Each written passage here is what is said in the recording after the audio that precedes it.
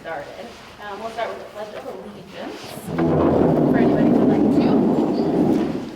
I pledge allegiance to the flag of the United States of America, to the republic for which it stands, one nation, under God, indivisible, with liberty and justice for all. Thank you. I'm going to start with roll call. I'll start on my left. Steve Bacon. Danica Nelson, Ashley Scully, Anders Nord. Marcia Brown, Paul Rosignol. and on the phone. Marilyn Hatch. And Jennifer is at a work conference this week meeting, so she is not able to call in, so I am doing the lucky job of being the chair tonight. So a couple of reminders, as Jennifer always goes over. There are a couple spots in the agenda where there's opportunity for public comment. Reminder that 3 minutes per person, and be respectful of each other's time and the comments. Make sure that you're being nice is my goal for everybody.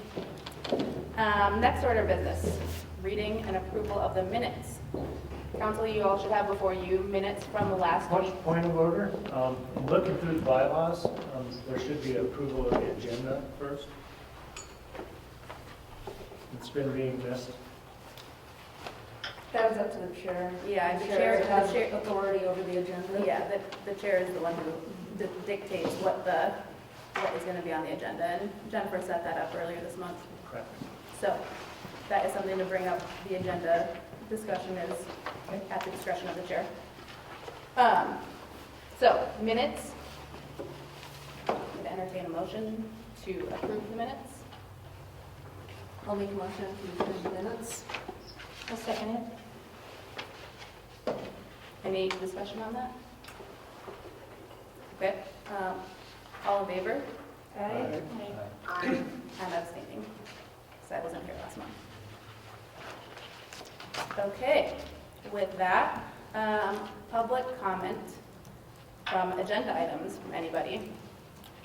Another point of order. Sure. Looking through the bylaws, that actually should be, and it's been wrong on the last, at least since I've been on the council, it should be public comment on agenda items not, or on items not on the agenda. And that's also in the new one as well as the old one. So we've been doing that improperly. We can mark that down, but again, it's the chair decides what goes on the agenda, so. Right, but this is a chance for public comment on things that are not on the agenda. That's at the bottom, though, of our agenda, the last thing. That's actually for what's on the agenda. No, it says public And comment before- on items before- not on the agenda. Before the vote, I believe, before any votes, the public gets to comment. But, I mean, it is on the agenda, it's just down further. That's how Jennifer has it set up. Well, according to our bylaws, they're kind of our rules of operation. It says call to order. With that, roll call, approval of agenda, approval of minutes, public comment on items not in capital letters on the agenda. And then further down, does it say public comments on agenda items? It says K, public comment. So So- D or E should be on items not on the agenda, and K is on items, I assume, on the agenda. What article are you looking I'm looking at the bylaws, it's Article 9, at? Article 9. Order of Business. So, I'm not, I totally understand what you're saying. I just, again, we can't, it's up to the chair, the way the agenda. I understand the agenda gets set by the chair. I'm just wondering if we follow our rules of incorporation, or, The open meeting laws state that we have to follow the agenda that has been publicly noticed, and this is the agenda that has been publicly noticed. I agree. So, I think if Can we change that for the future? I think that is up to the chair to decide. And if we want to have that discussion on what the chair decides, then that is us as a council. We get to talk with the chair. I'm filling in temporarily. I understand that. Sorry. Can't help you there. But I think it's a worthy conversation to quickly have and kind of get through. Anything else? Anybody else? Public comment? Okay. Communications and reports. So we received the Missoula County News like we always do. Does anybody want me to read them? Does anybody not have that information in front of them? If not, I'm going to skip over it. There is an addition that we received after the agenda was posted from the Lolo Community Center, the club that runs the center. They sent us a questionnaire about planning if we're going to stay having our meeting in this building. So we need to address this. It's not, we've already paid for the year, so it's not a money thing. It's just our intentions are to stay here. As a council, we need to say yes, no. Is that okay if we just respond to the community club and say, yeah, we're okay staying here through our term? They did not. What's our term? Through the end of the year. It's yearly, yeah, so we have time. It's looking for 2024, so we have time, but we need to send it in by October 31st, which is why it needs to be in. Needs to be added to this agenda. I mean, not to the agenda, it's just the communications received after the agenda. So, I guess it's more public notice. It's not changing anything, it's just saying we're doing the same thing for the next year. Do we have to have a motion to?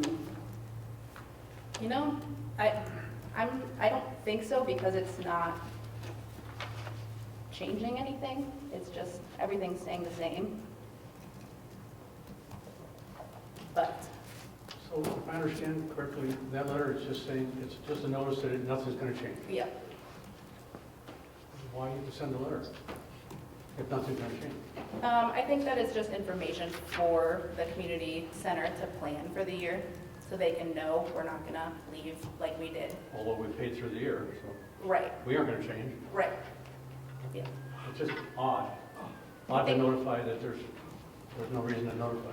Well, because we were, I mean, before I was on council, we were meeting at a different location, right? Yep. So I understand that that's a concern for this, the community center. right.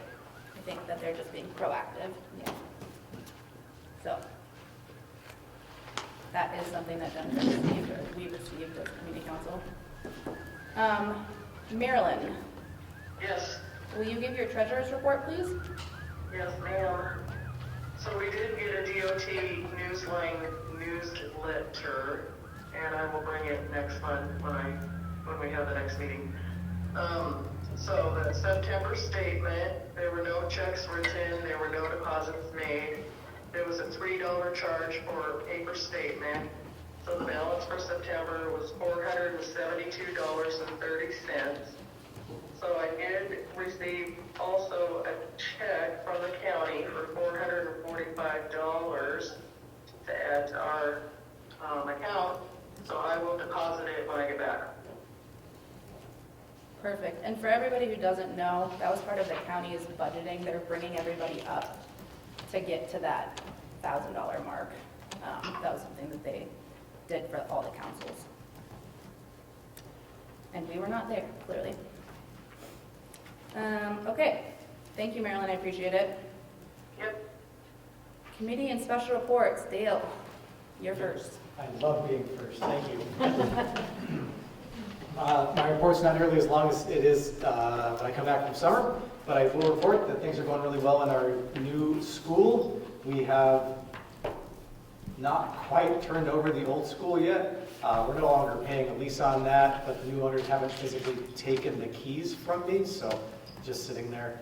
Hopefully I'll meet with them early next week, because you have no idea how much I would like to wash my hands of that place. The new school, like I said, is going well. We've got move-in problems. They're the best problems we've ever had in our whole life. You know, my room's too cold. The air conditioning works too well. Wow, let's fix that.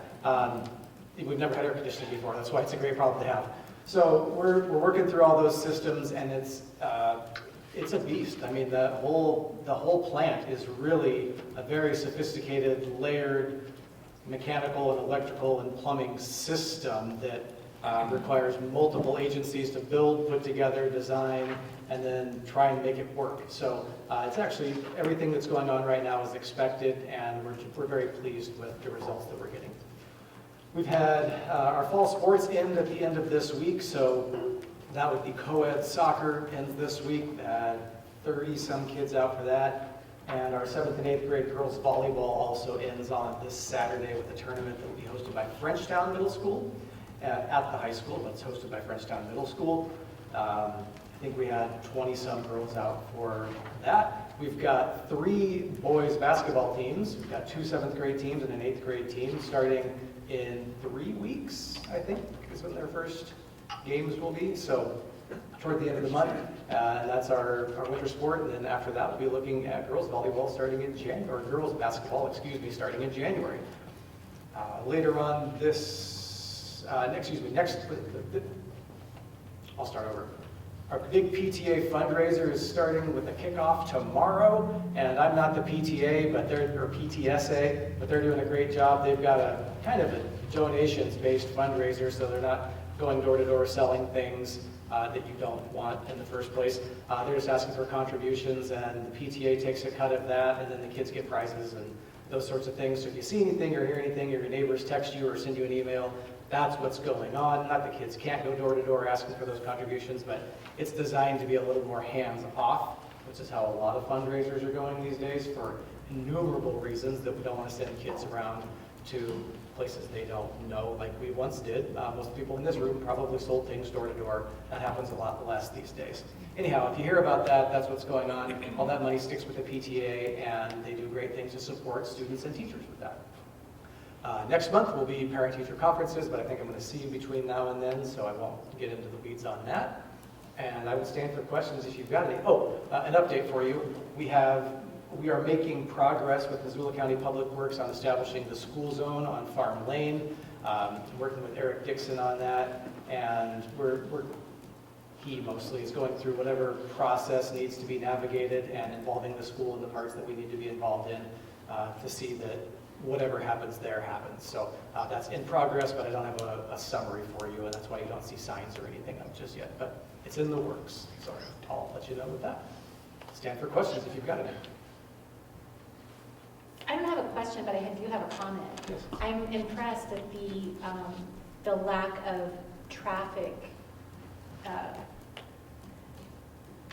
What's the word I'm looking for? Like, the traffic is flowing really well. I've traveled several times, morning, afternoon, different times of the day, and it seems like the traffic impediment is very minimal. So kudos.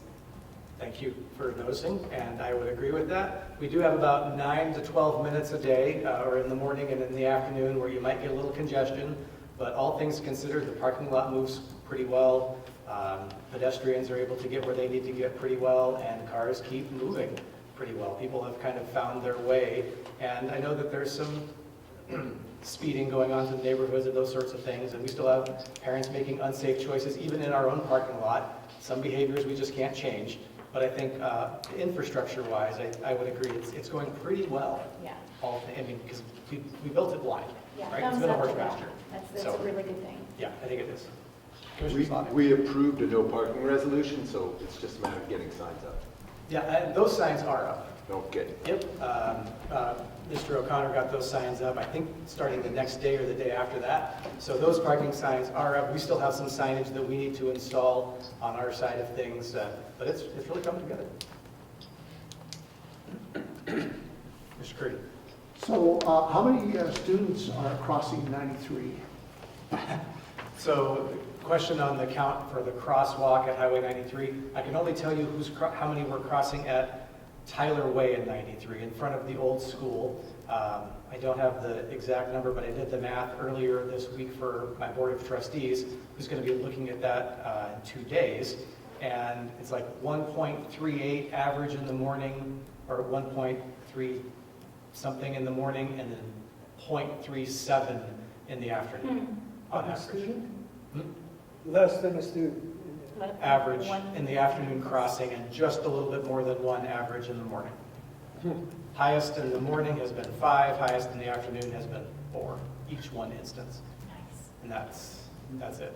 How has that differed from when the school was on 93? Oh, when the school was on 93, we probably crossed 150 in the morning and in the afternoon when the weather was decent, and just south of 100, even when the weather was lousy. Yeah. Yeah. What is the total student census now? Our fall count, our fall count just last week was 529, I think is the number.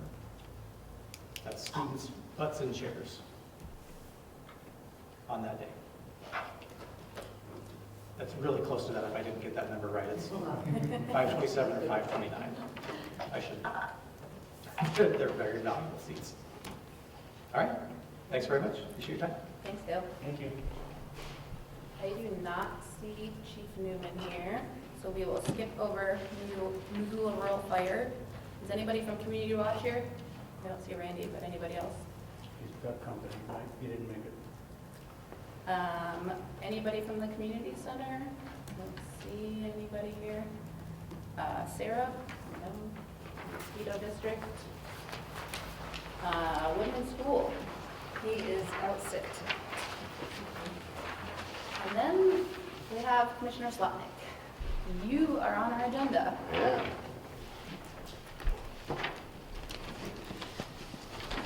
Do you have anything to report? Well, I'll just go really quick, because Yeah. the thing I could talk about would take a long time, and I don't know if you're all up for that, but I'll say if anybody wants to talk about this at the end, I'll stay and do that, because I don't want to eat up your time. You may have seen that the governor is suing Missoula County about property taxes, and I'd be thrilled to talk to you all about what's going on if you want to hear about that. It takes a bit of explanation, and I don't want to eat up all the time right now. Just the short story is we're one of 50-plus counties that have taken the same action. And the governor's chosen to sue Missoula. We weren't the first, we're not the only, there's 50-plus. But if you want to hear all about the details at the end, I'd be thrilled to talk to you about it. I'll stay and talk in a small group or stand up front, whatever you want. I'll be one of those people. I'm right here for you. Perfect, thank you.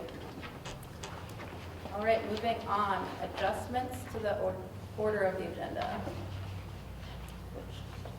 Yes, but, Strange time for it. yeah. Okay, our unfinished business. So this has been ongoing for a few months. We're talking about the transportation corridor between mostly 93 in front of the school and really just through Lolo.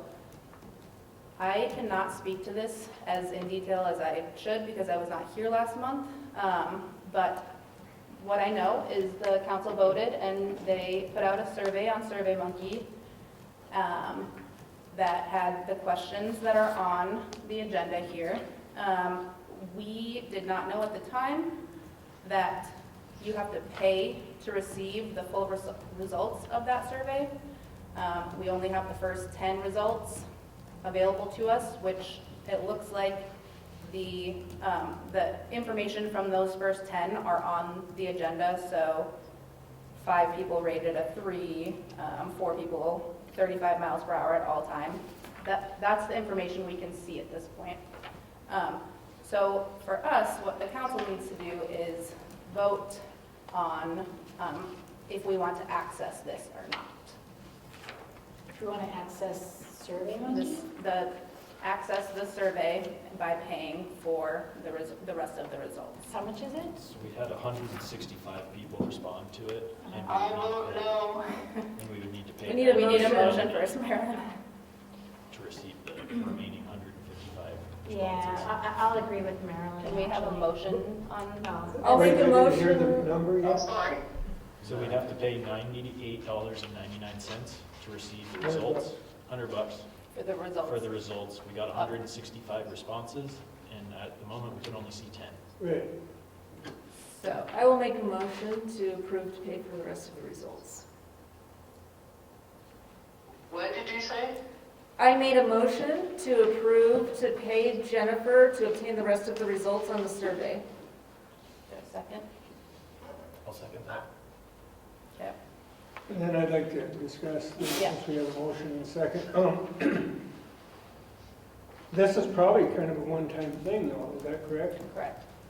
It seems like with that much response and kind of the timeline, that maybe we should give that money to figure out, I mean, 165 is, seems like, it'd be somewhat worth finding out what they said, so I don't know if sounds like a treasurer, we're trying to get about $1,000 in that then? Yeah, so, and Is that, I haven't studied the budget and I don't know what the council burns through in a year. sure. I don't want to stress the budget, but So since I've been on the council, we have not paid for nearly anything. We have paid for the rental of the facility. We pay for the $3 monthly paper statement fee for the bank. Other than that, we pay for pretty much nothing. So we do have the budget to spend on it. I don't know that we'd want to make it up every Correct. And I think time people. maybe knowing now what we know, I would assume we would look into something like that a little bit more before we decide to do the survey without knowing how to access the results. Or if there are other ways other than SurveyMonkey, there could be, free What are platforms. what are the rules for objecting to something like this? Can I object to something, or No vote. Yeah, well, it's just a no vote? yeah, you would just vote against it. So I guess my question, and this is going to be to Commissioner Slotnick, the reason that we did this survey was to get information from our community members about what's happening. And the thought was, we get this information as an advisory council, we get it, and then we're going to give it to the commissioners. Will you use that information? It depends on what you ask for. So if you came to us and said, we really want a speed zone study done, and here's why, we would do it. I think if you came to us and said, we want a speed zone study done, we would ask NBT anyway, without the data. Right. But with the data, I think the ask might be stronger, not for us, but for NBT. We don't get to say yes or no, but we'll write a strong letter on Lolo's behalf and ask NBT.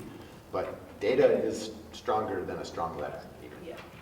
And maybe, Danica, you've sat in on some of those meetings. What is your perspective on how that data would be used? Exactly what Commissioner Slotnick just said. Commissioner Slotnick has been in most of those public work meetings that I've attended, and that was where I presented information to the council, was based on his recommendation that he would like to hear more from the community, rather than just the several people we've heard from here at these meetings. Sure. I consider it as just a kind of a one-time thing, and now that we know the cost and everything, that maybe we ought to go through with it. Sure. There's over 4,000 people in Lolo. There's only 165 responses. Do you feel that the data you're getting is going to be a representative sample of the community? Thank you. I don't know the answer to that because, Well, yeah. is it something that the Missoula County Council would consider a representative sample too? We would take it seriously. Chairperson, Commissioner, audience, it's probably not a representative sample. Doing data is tough. It's better than nothing. It helps. Data could be thrown off, and we put that survey together pretty quickly. And I guess my public comment on it is, I think we kind of put words into people's mouths by giving a multiple choice survey when life is a essay question. So I got in trouble for trying to put out a survey that was allowed for more public input. And my thoughts are that we should pay for it. It's data. It's not the greatest. It's not a huge sample. It's data. The problem is, a lot of times data can throw you wrong, and that's where the commissioners can decide that data, right? I mean, there's been, how many times have the polls been wrong, has the data been wrong, right? Yeah. I have So- one comment on the sample size. I mean, it doesn't matter what it's about, the sample size is always gonna be, Small. people just don't. Right. Sure, and, Yeah. and our sample size from the paper one that got torn down was 6, so I mean, it's better than that.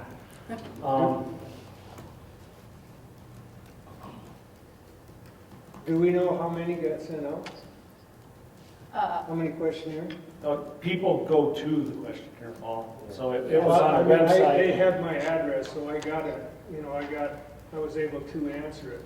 Right. But I didn't know how many people it got sent out to. I think my understanding is that everybody who was at last month's meeting was contacted via email and set with the link, direct link to the survey. It was also posted on multiple social media channels. So anybody who follows social media could have clicked on it. I thought it was, there was a whole big list of people that had been coming in for several meetings, wasn't it? It Yeah. wasn't just last meeting. I am not positive how that was handled. I just wasn't So, here. another bit of info, that the survey did close October 1st. So, I guess a proposal I'd like is maybe we open up the survey and give a little more time. As Superintendent Olinger said earlier, there are certain contracts that are done anyway, like on the streets, and they're kind of set in stone anyway, but if we can get better information to the commissioners, I would say, in my opinion, just more varied and wide. I believe the commissioners kind of funneled us in and said, we want to hear about this and this only, and I would like to open it up wider. So on paying for it, I'd be glad to pay for it, but I'd say we open it up, add some more questions, a little bit more openness, and get a little more data. There really is no hurry on the data. So here's a newbie question. My newbie question would be, is there any way that we could access, Dale, your database? Is there any way that we could access your database to get these questions out to the public in Lolo? No. No. I'm glad to. Good question. That's all good. That's all good. I just didn't know. The things that I can do is repost your post on social media and those sorts of things, but typically we wouldn't, I don't even get my PTA, the parent list anymore, Got it. so. So one other Sorry, possibility Marilyn, 1 second. is maybe call Missoula County Elections Office, and they will have a list of all registered voters in the Lolo precinct. So you might ask, I don't know if they would give out the information, but it's another option for you.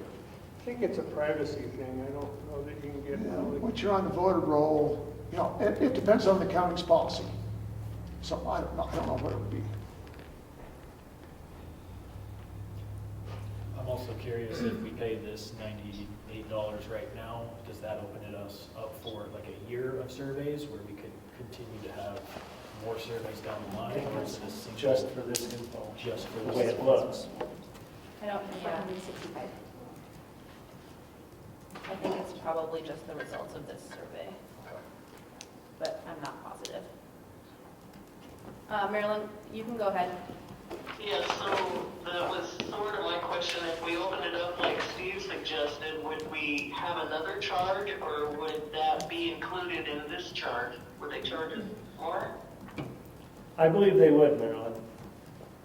My thing is our charter is to represent the community, and we need to know what the community would like to do that. So if we can get some more information, then we can represent better and give our reporting, our findings to the commissioners. And they can do what they will with them. So I would just make the comment that we're circling back to the discussion we had last time where we decided to keep this a narrow focus. It started out with, again, the school zone on Highway 93. There's no longer a school there. MDT came to the county commissioners asking what they would like to do.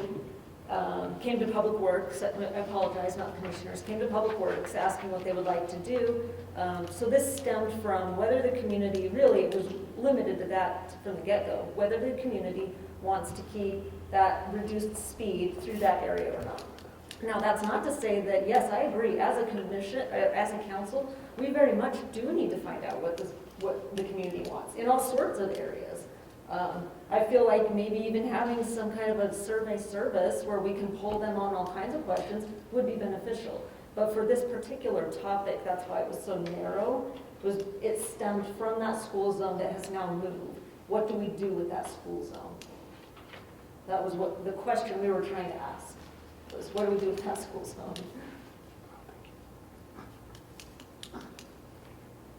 Any other discussion on this?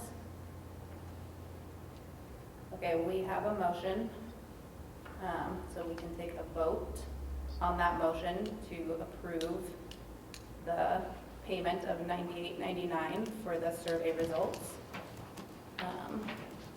That doesn't include, that motion does not include further surveys then? Just the one. We could amend it, Yeah. but that's not, nobody's done that yet.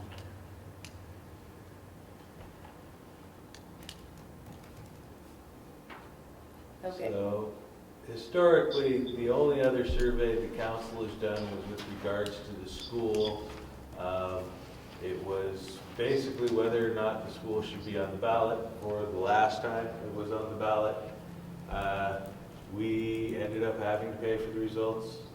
And I think we're slightly over 200 in responses. So that's about what you're likely to get.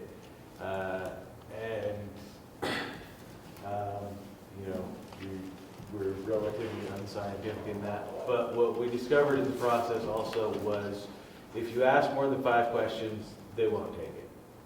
So you're pretty much limited to a specific topic if you want to try and gauge your average everyday person around here. So I think, what you have as results is about what you could expect.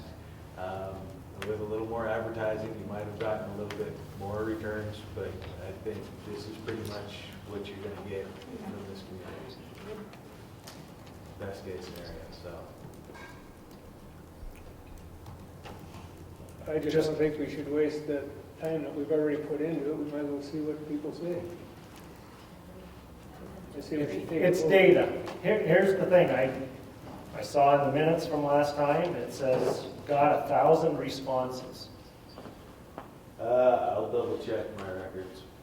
I mean, we were up for multiple It says months. here, measure, I think we'll get survey fatigue, came on, it said, I did this before, it was short, this is Jennifer, took less than 2 minutes, worked great, got 1,000 responses. Like I said, I'll double check our records. We were open for more than 1 month, I know that, but I don't know, like I said, it comes down to advertising with these things, but again, we checked with a few different places, and the basic results we got were, if we ask more than 5 questions, you're not gonna get people to answer. If I remember correctly, that survey was 5 years ago, maybe more. Yeah. And so it's possible that Jennifer just misremembered the numbers. I mean, also undoubtedly. the payment. I can't remember hardly anything from last time. So with the motion, let entertain a vote. I'd like to amend the motion that we even think of spending some more money, opening up the monkey and let it go a little bit longer, and maybe allow a little bit better input from the public. When you do, I was kind of surprised with the 10 we got back. The one, we got the most on the first 10 on be 35 miles per hour at all times. Initially, that was not even in the questions. So I think when you give people answers, and that's all they have, that's kind of what you get back. I can understand the 5 questions we want people to answer, but I think good data is better than just data. So if we could open it back up, I'd be willing to spend twice as much, 3 times as much to get information that we can give to our commissioners so they can make a good choice. And I would like it to be less narrow. If our commissioners, Commissioner Slotnick, Juanita, and the others could say, hey, we really got a lot of surveys that said Lolo would like a stoplight at such and such a place. Whether it's practical or not, at least they'd have that data, and they could present that to DOT. They could always say no. What I've learned is if you don't ask, the answer is always no. I would like to ask Commissioner Slotnick, what do you think the chances of them changing it, or the MDOT, do you have any feeling what MDOT would think about changing it or leaving it the same? Are they have you heard anything? So they'll do a speed study, and it's going to be hard to push them off the results of the speed study. So the speed study says they're going to keep the speed limit at the 80th percentile. So where that number is, that's kind of where they want it to be. If there are other kind of contextual changes, like, it's going to have to make something up. There's an old folks home on one side of the street and people are walking across it even though it's 55. There's this thing there that means we should take other things into account besides the 80th percentile. They used to be just locked in. 80th percentile is all they're going to do. Now they seem to be a little more amenable if you can make an argument why it should change. So I think we can talk them into the speed study regardless, but if there's some strong numbers, that's going to help an argument later if they come back and say, well, 80% of the 80% percentile is 55 miles an hour, and that's what everybody's doing. That's what it is. You mean they'd be if they do their speed survey and everybody's going 55 to the 35? Or would it, I mean, I'm just making stuff up. If they're gonna, it's gonna be hard to push them off. It used to be hard to push them off that 80th percentile number. Now it seems like they're a bit more open to change if there's some good reason. And the data would be what we have for a good reason. To do the study? No, to change the conclusion. I think we can get them to do the study no matter what. I think we can get them to do the study without you spending $100. We'll just write them a letter and say, people at Lolo want you to do this study, please do it. I'm pretty sure they'll say yes, they'll put it in the queue. That means when your time is up, we'll get the study. If the study comes back and says, current speed limit is 40 miles an hour and everybody's going 40 miles an hour, they're not going to change it. Unless we have some strong reason, like an old folks home next door, or a kindergarten, or preschool, or look, the data says everybody around here wants 85% to or something. Yeah. 80th percentile is their thing. What's the mechanics, the logistics of the study? How's that implemented? You know, I don't, sir, I wish I could tell you, but I don't know. I don't know the mechanics of how they do it. And then a last piece of this where you could possibly have some influence. There's this group of folks who work for MDT called the Transportation Commission. They actually make the vote on this. And you could go to their meeting in Helena and you can pack the room and say, everybody in Lolo wants this thing to be 35. Doesn't matter what 80th percentile is. This is what we want. And you can exert some influence that way. And we would obviously write a letter on your behalf too. So there's a few little points in the process where some influence could be had. The data would be one. Going to the Transportation Committee meeting in Helena would be another one. And us writing a letter would be, that's as But you mentioned that even without this data, that you could get the MDOT to do the study? Yeah. Yeah, well, I'll just pick up, I'm back at, we're gonna, and our meeting, we're actually gonna speak a little bit to a speed study that was recently concluded between Missoula and Hamilton. And we'll share results with you, and just like Commissioner Slotnick said, you'll be able to, we're looking for comments on that today, in fact, and that can be then taken to the Transportation Commission. So there was a study completed, and we're happy to share some of that information shortly in a few minutes here. I wonder if we should Can we listen to that information before we vote? Yeah, that's what I said. Yeah, that would be it. Thank you for speaking up. So we have a motion, so we would have to vote against it or vote to, do we have to change the motion to table it? I move we table the prior motion until after we listen to the folks from I second it. Any more discussion on that? Okay, we can vote on that. Aye. Aye. Aye. Aye. Aye. Perfect. Moving on, new business. Becca. Thank you. Becca, thank you for moving us on.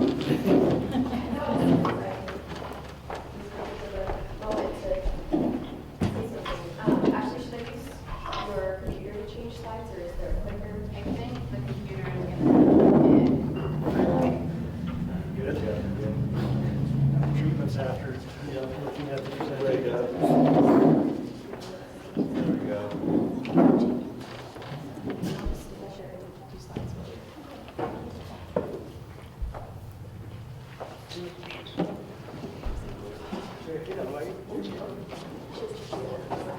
That'd be nice. Yeah, no, that's great.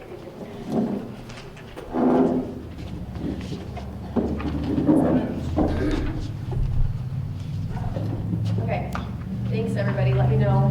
Can you hear me okay? Okay. So I'm a little short of breath these days, so I apologize if it sounds like I'm gasping for air. And I'm going to kind of go back to the screen to change it, so just bear with me here.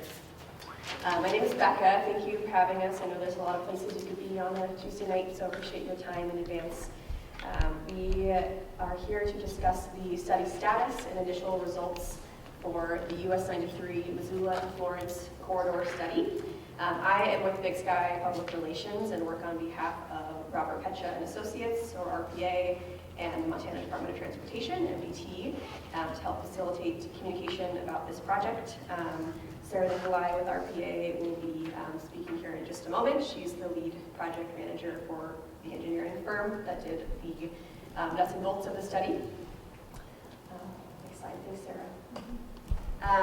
We have quite a bit of information actually to chat through with you, so thanks in advance for your patience. This includes a little bit of background on the study if you're unfamiliar, as well as highlighting study findings and identified potential solutions. After the presentation, our goal is really to gather as much of your thoughts and feedback as possible and answer questions. I will note we presented back in January of this year when we were just gathering initial feedback on thoughts on the corridor, and this is now, of course, months later, now that the team has gathered some results based on a lot of that feedback we heard. Again, I'll ask if you wouldn't mind to hold questions and feedback for the end. Again, we have quite a bit of details to get through and to kind of, the slides kind of build on each other, so we might get a question answered in the meantime. Next slide, please. As a refresher, or to fill you in on the study area, this project we're speaking about in detail today is this blue line here, Missoula to Florence corridor study. The study limits begin at the Bitterroot River Bridge at Missoula city limits and end in the first stoplight as you enter Florence. So that's the portion of roadway that was studied specifically. There was also a speed study from Missoula to Hamilton. That's the orange line you'll see there. That was completed quite recently. This study was completed completely separately from the corridor study, but we're going to chat about that as obviously that's important and relevant to the conversation. Touch on that in just a moment. And lastly, the yellow dotted line at the top there is a mill and fill pavement project that's going to take place by MDT in 2024 from Missoula to Lolo. Again, these three are completely separate buckets of projects, but just relevant for you to know about kind of what's going on, what's being looked at the corridor. So, next slide, please, Sarah. So speaking to the speed study, the Montana Department of Transportation, in partnership with KLJ Engineering, recently completed a speed study, again, like I said, from Missoula to Hamilton. Again, this is fully separate from what Sarah is going to speak to in a second with respect to the Missoula to Florence corridor study. I know it's a little bit confusing, but again, it overlaps this work, exactly, so we want to speak to it a little bit. Study findings with the speed study that was completed, and again, this was, following the conversation you guys just had, this was due to lots of public feedback about speed limit concerns being brought to county commissioners and a speed study being requested. MDT and KLJ completed the study, And findings indicated that the current posted speeds are at about the 50th percentile, which means about half of drivers are traveling above and the other half below the speed limit that's currently posted. As Commissioner Slotnick said, typically the 85th percentile is used as a starting point for setting a rational limit and is considered to be the maximum safe speed for that location. A couple of points that to note here: changing a speed limit does not automatically make an area more safe. Drivers will typically drive at the speed they feel most comfortable with within a given environment, again, with other factors that are going on in the area. Increasing safety on the corridor is really going to come down to things like intersection improvements, lighting, pavement markings, reducing conflicts, and other ways, and much of this we're going to speak to momentarily, that ideally will be addressed by this US 93 corridor study. And lastly, a note here, the study found that drivers have a really challenging time slowing down when transitioning to a developed area, so from more rural into Lolo or into Florence, for example. So with that in mind, the proposed recommendations from the speed study team are to not change the whole holistic speed limit on US 93. However, existing 55-mile-per-hour transition speed zones should be extended about a half a mile in length. In addition, a new 55-mile-per-hour transition speed zone should be introduced in the northbound direction between the existing 65-mile-per-hour and 45-mile-per-hour area just south of Missoula. So another, like I said, a transition speed zone between those 2 points. And lastly, the recommendation is to add in traffic calming devices, and what this means is additional speed feedback signs, warning signs, additional landscaping, things like that, that tell people or help people to slow down. So with that said, again, those are findings and recommendations. This is still fully open for public comment, and we encourage you to reach out to the county commissioners with comments, questions, feedback on the study. And I'll touch on that at the end of the meeting too, just to remind folks that that's something that's available for you as well. So with that, Sarah and I will switch places here, and she's going to speak to the US 93 Missoula to Florence corridor study status. Thanks, Becca. As Becca mentioned, my name is Sarah Nicolai, and I work for Robert Petch and Associates. We're in Helena, and I work for the Montana Department of Transportation on this project, and we're joined by Mark, who's our project manager from Helena. So really appreciate the opportunity to talk with the council and members of the public tonight about the corridor study that we're completing. So as Becca mentioned, this is separate from the speed study that she just spoke about.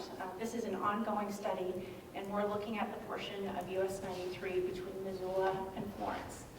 We did talk with the council back in January, and at that point in time, we had just started collecting some initial data, and we were just taking a look. Also at that time, it's important to note we had a shorter corridor segment. We were just looking from Lolo to Florence. Since that time, a lot of public comment came back into MDT, and the comments were, we really care about the northern segment as well, from Lolo up to Missoula. So MDT amended the study, has extended it, and we now have the northern and southern segments that are combined into this one corridor study. So we wanted to come back out to you and talk with you about the data and the findings that we have for the entire corridor. And we're also making progress and looking ahead to some of our next steps. So on this slide, we've laid out kind of a 6-step process. So I mentioned that the first step was just gathering a lot of data. Traffic data volumes, we've been looking at safety data, crash data, carcass data from MDT, and also other existing conditions, things like environmental conditions, wildlife conditions in the corridor. We're 99% complete with this step. Actually today and tomorrow, our traffic engineers are collecting the final piece of this data. We wanted to come back out and take a look at how traffic volumes have changed in and around the schools. So we do have cameras up at Long Avenue down in Florence at the southern end, and then we also have a camera at the new Lolo school location. So we wanted to understand how those traffic volumes are changing in traffic patterns. So that's the last piece of data that we'll be looking at. So that's almost complete. Step 2 then is to identify key issues. And we've done this in a couple of different ways. We've certainly looked at all the data that we've gathered, but we also really wanted to hear from the public and stakeholders. So mentioned that when we talked with the council back in January. Since then, Becca and her team have been doing a lot of work as well, scheduling stakeholder meetings, one-on-one meetings. We had a series of public meetings. So we've been trying to listen to the public and hear your thoughts about issues and concerns as well. Data, as was mentioned, can tell you one picture, but we also recognize that everyone has lived experience daily on this corridor, so we wanted to hear that experience too. So those are our first two steps that are nearly complete. Where we are today, we're in step 3, where we're starting to identify potential strategies. So we're looking ahead to what solutions could be in the corridor.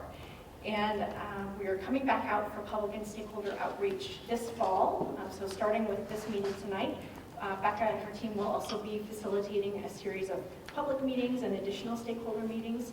We want to share our initial ideas with you and hear your thoughts, make sure that we're on the right track before we move ahead with these next steps. And I would say where we are today is just kind of brainstorming. We're coming up with a menu or a toolbox of ideas. We want to see your ideas if you think that we're on the right track. Then from there, we'll start to refine and identify some specific solutions for individual locations. So that'll take us through steps 4, 5, and 6, where we take this menu or this toolbox of ideas and we say, okay, this makes sense in this particular location. So that's where we're headed next. There will be a final set of public and stakeholder outreach we're anticipating, I think, in the springtime. So we'll come back out again to the public and share the final recommendations from the study. So that's where we're headed in terms of the study status. And next up, I want to share with you some of the findings from the study. And we'll start out first with the public and stakeholder feedback. So mentioned that we've had a series of stakeholder meetings, in-person meetings, public meetings, and we've heard a lot of common themes from people who drive this corridor every single day. One of the first things is that growth and development is a concern. I think people are just recognizing this is a really popular area. People are moving in. There's more residential and commercial development, and there's concern about what that will mean for traffic volumes. So that's something that we've heard multiple times. Speed differential. So Becca talked a little bit about speeds on the corridor. We recognize there are some high speeds.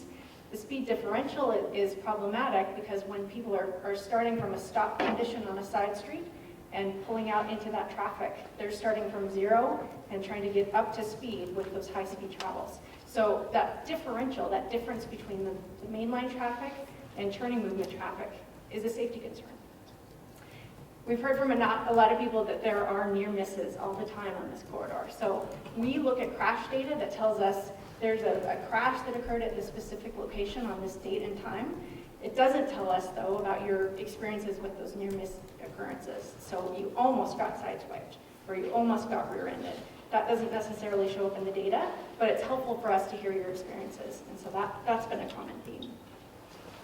Some of the other types of conflicts that we've heard, folks having conflicts in that center two-way left turn lane. That's the acronym that's stated there. So different users, different directions using that center turn lane. There can be some conflicts there. Sometimes there are insufficient gaps in traffic. So if you're sitting on a side street and you're trying to take a left turn out onto the highway, there might be just enough traffic passing by that you can't get out onto the highway and make that turn. So that's a problem for folks traveling the corridor. Sometimes during the year, there's limited lighting, or there might be adverse road conditions that you're traveling through, so snow and ice, winter conditions, that can be really problematic and cause safety concerns. We heard several comments that there are sometimes conflicts between drivers and pedestrians or bicyclists on that shared use path that's right adjacent to the road.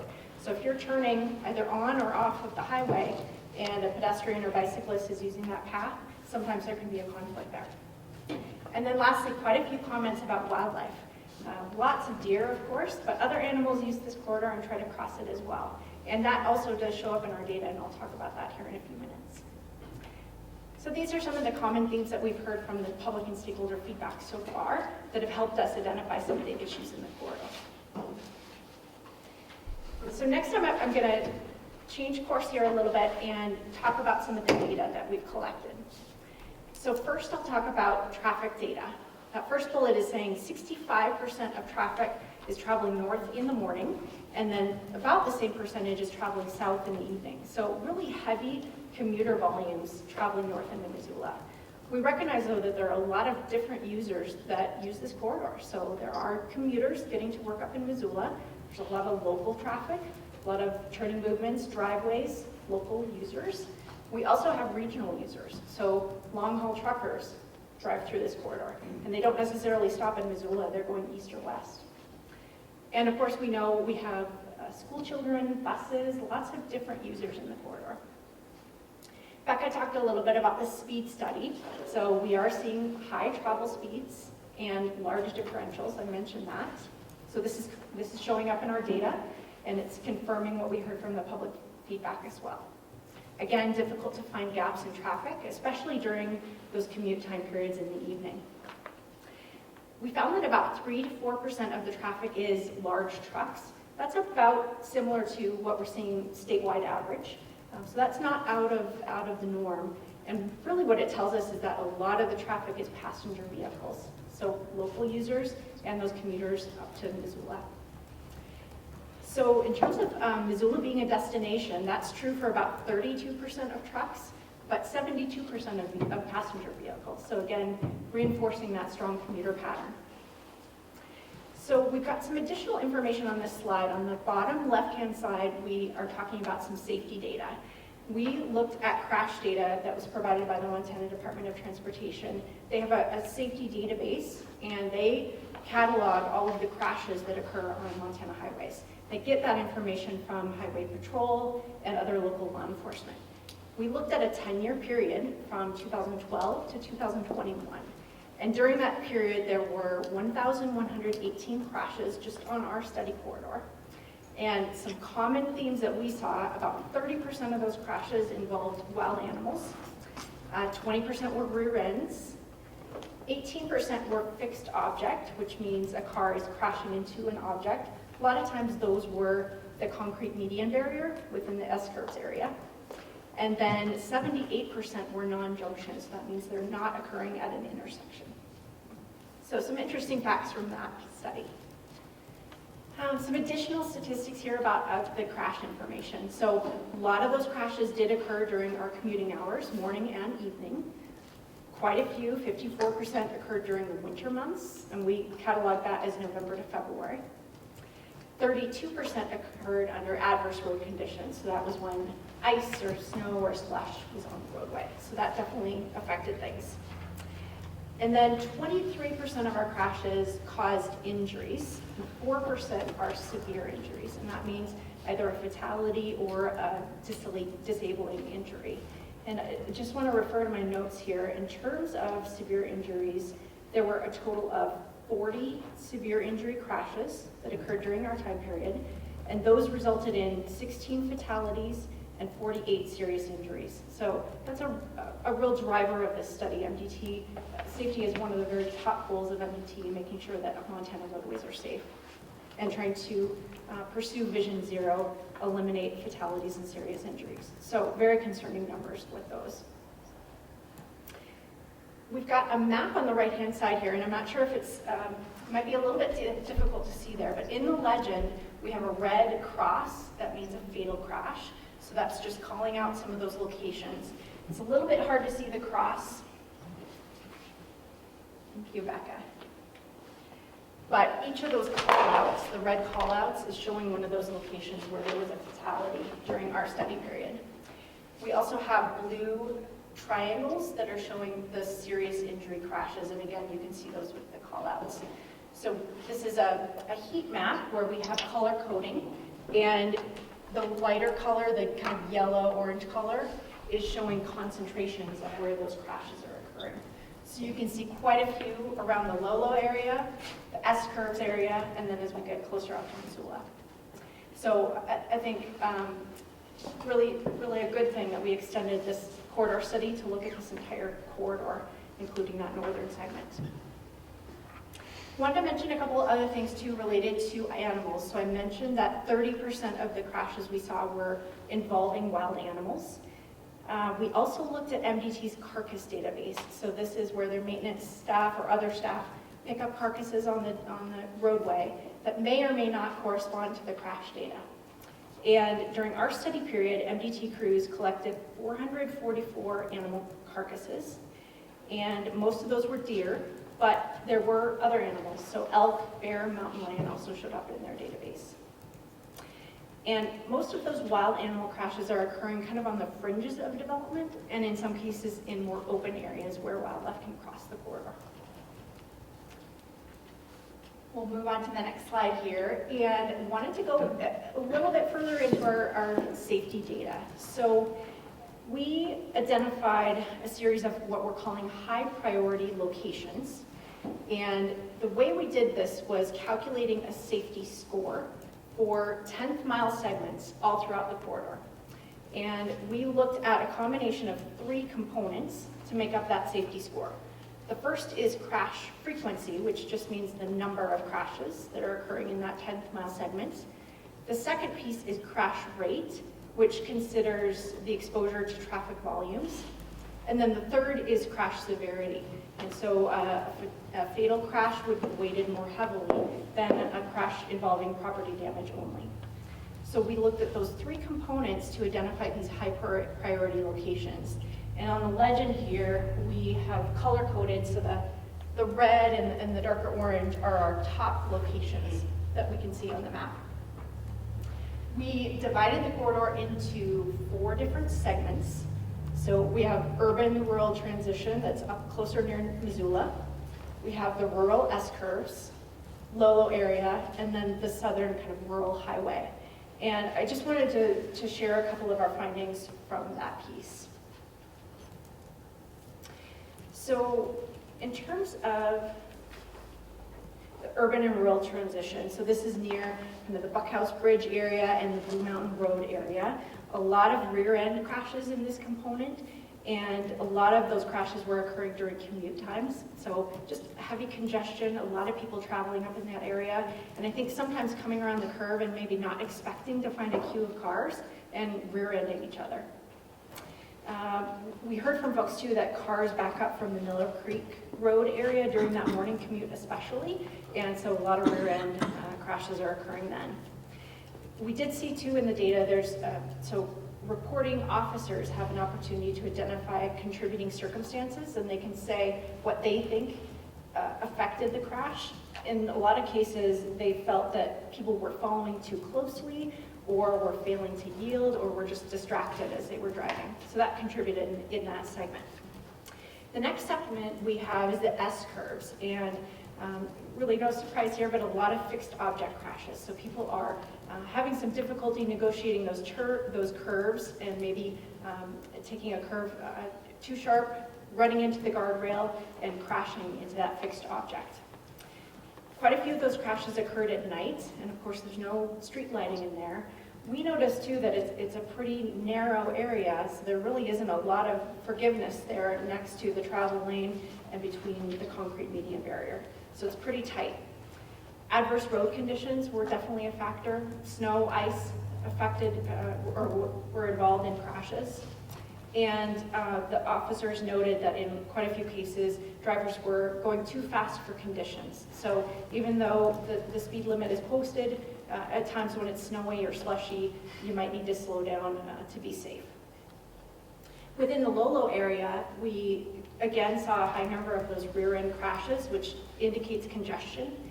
And roadway lighting and weather conditions were not as much of a factor in this area. However, failure to yield was a contributing factor that showed up. And then finally, in our rural highway segment, we had a very high percentage of wild animal crashes occurring there. And a lot of those crashes, again, occurred during darkness when there wasn't any lighting on the roadway. So all of this information and these safety scores, I would say it's a flagging tool. It helps us identify some contributing factors and some locations that we need to think about solutions. These are not the only locations that we will focus on. I would say they're more indicators, and so we can understand the crash data, but then look at where those same conditions occur elsewhere in the corridor and try to predict that maybe crashes could occur in this other location as well. So not just reacting to the historic data, but trying to be proactive and look to the future and prevent crashes as well. So we'll move on to the next slide here.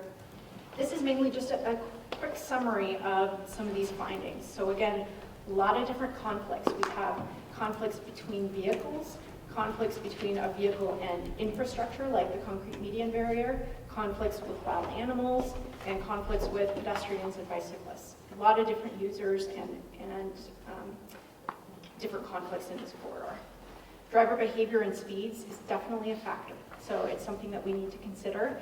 And I think engineering has evolved into trying to be reactive, but try to be more proactive and understand the human condition and that we're all human and make mistakes, try to understand and think about the behavioral side of things as well. Third, roadway and weather and lighting conditions definitely play a factor in roadway crashes as well, so that's something we have to consider. Traffic operations, mentioned a couple of locations and times of day when congestion is a factor, so that's another piece of it. And then transitioning contexts. So we are moving from a more urban area in Missoula down to more suburban type areas like Lolo, and then some rural areas. So a lot of different contexts, and we have to think about what makes the most sense in each location. So that kind of brings us through a lot of different data. We wanted to provide a high-level overview for you tonight. Next step then is to start to look at potential solutions. And I mentioned that at this step right now, all we've done is kind of brainstorm. And so we have a menu or a toolbox of different ideas. Once we think about these a little bit more and refine them further, we'll be able to say this particular idea makes sense at this particular intersection. So that'll be a next step.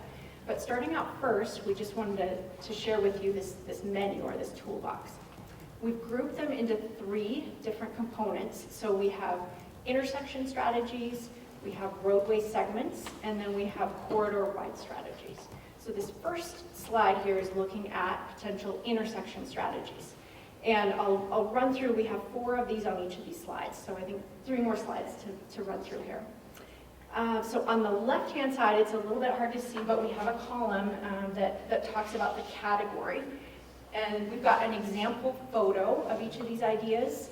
These are not taken from Montana necessarily. These are some ideas from around the country. Some of them are from Montana, but we just, again, wanted to brainstorm ideas. And then we have a column with some text and bullets giving us some idea of examples of these ideas. So the first row there is lane modifications. And the concept here would be either adding new right or left turn lanes in some locations, or we can also add acceleration lanes. So the idea with this would be to separate out turning vehicles from mainline vehicles. And with most of these options, we're trying to reduce the conflicts that I talked about, improve operations, just make things safer in general for people traveling the corridor. Left turn staging is kind of an interesting idea. So it would enable people to take a left turn and kind of pause in a median area before then crossing the opposing direction of traffic. So there are a couple different examples that we can separate out turning vehicles from the mainline traffic. The next row is talking about traffic signals. And so this would be an idea to either look at locations where a brand new signal should be considered, or potentially making modifications to existing signals. And we can do that by looking at different times for each of the phases, the green, yellow, and red phases. We can make changes there. We can protect different turning movements to give people time to cross or make turns where they're not opposing traffic. So there are different things that we can look at with improving existing signals as well. Another option would be roundabouts. This is something I know that's come up in the corridor, and some folks have asked, well, could they be considered? I think the answer is yes, but you need to look at the appropriate context. They can have a bigger footprint, so they can have more impacts than a traffic signal in some cases. They work really well in the right places and the right circumstances. They can help reduce travel speeds. So for those of you that have navigated them, you have to slow down a little bit before you enter that roundabout. They do take some getting used to, especially if it's a new type of traffic control in an area. It's a little bit counterintuitive, so you need to think about it first. But once people get used to it, I think they really appreciate, and we've even heard from trucking companies and other users, big rigs can get through them as well with aprons and different design features. So they can be a really good solution in the right context. The fourth category is what we're calling reduced conflict intersections. These are newer ideas, and they don't show up as much, but we're starting to look at them more, and MDT is definitely interested in considering these and potentially installing them in the appropriate locations. And again, the idea is that we're trying to minimize conflicts. A couple different types of these are restricted crossing U-turn or continuous green T. They're designs basically that are changing how people turn and enter and merge into traffic. So with the restricted crossing U-turn as an example, it would funnel people into right turn only, and then they would have a turnaround location safely where they can take a left turn, and they're only crossing one direction of travel. So that's one example. But again, it's so you don't have to turn left against 4 lanes of traffic coming at you. So a couple of different ideas that could work for intersections. Next up, we'll move to roadway segments, and we've got 4 different categories here as well. The first one is Intelligent Transportation Systems, ITS, and this can take a variety of different forms, but people often associate it with variable message signs that can change. So instead of a static sign that we're used to, like with a speed limit, you can kind of see an example from this photo where it's changeable and you can change the messaging. And what's great about these is that you can adjust to conditions. So maybe there's snow and ice on the roadway and you want to warn drivers that they need to be careful of icy conditions. There could be an incident if there's a crash up ahead. That type of sign could warn you, so you know to expect congestion or roadway workers on the roadway. So there are a number of different types of alerts that they can warn and provide advance notice to drivers before they hit a particular condition.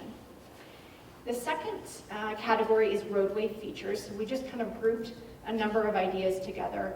One would be high friction surfacing, and I know MDT is pursuing this right around, I think it's reference post 86, which I believe is right in the S-curved area. So that is proceeding, but that type of action can help drivers have a little bit more friction on the roadway surface and maintain control of their car during icy and snowy conditions.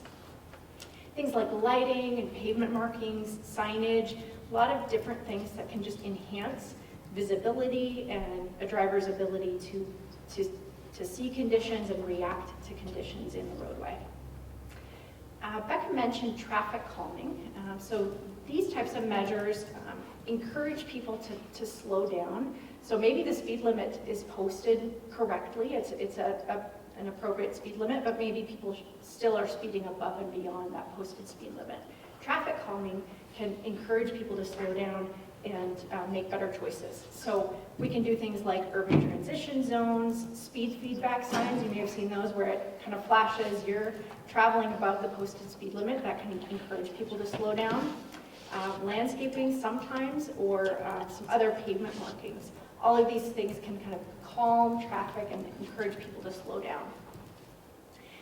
Lastly here we have wildlife accommodations. So I mentioned a lot of wildlife activity in this corridor. I'm sure all of you are very familiar with lots of deer, elk, other animals that cross the highway. And we can do things like fencing to try and funnel animals to a particular designated crossing location. MDT does consider grade separated crossings sometimes. Those can go either underneath the roadway or over the top, which is an example that we're showing here. I think this is from the Evero area, an existing crossing location. And those can be warranted sometimes based on the type of wildlife activity in a particular corridor and the type of conflicts that we're seeing. So definitely something that we would want to take a look at. Other ideas would be detection or activated signs that can kind of flash and tell drivers to expect wildlife on the roadway, and just improved visibility. That could be as simple as lighting so that people can see deer and other animals on the roadway.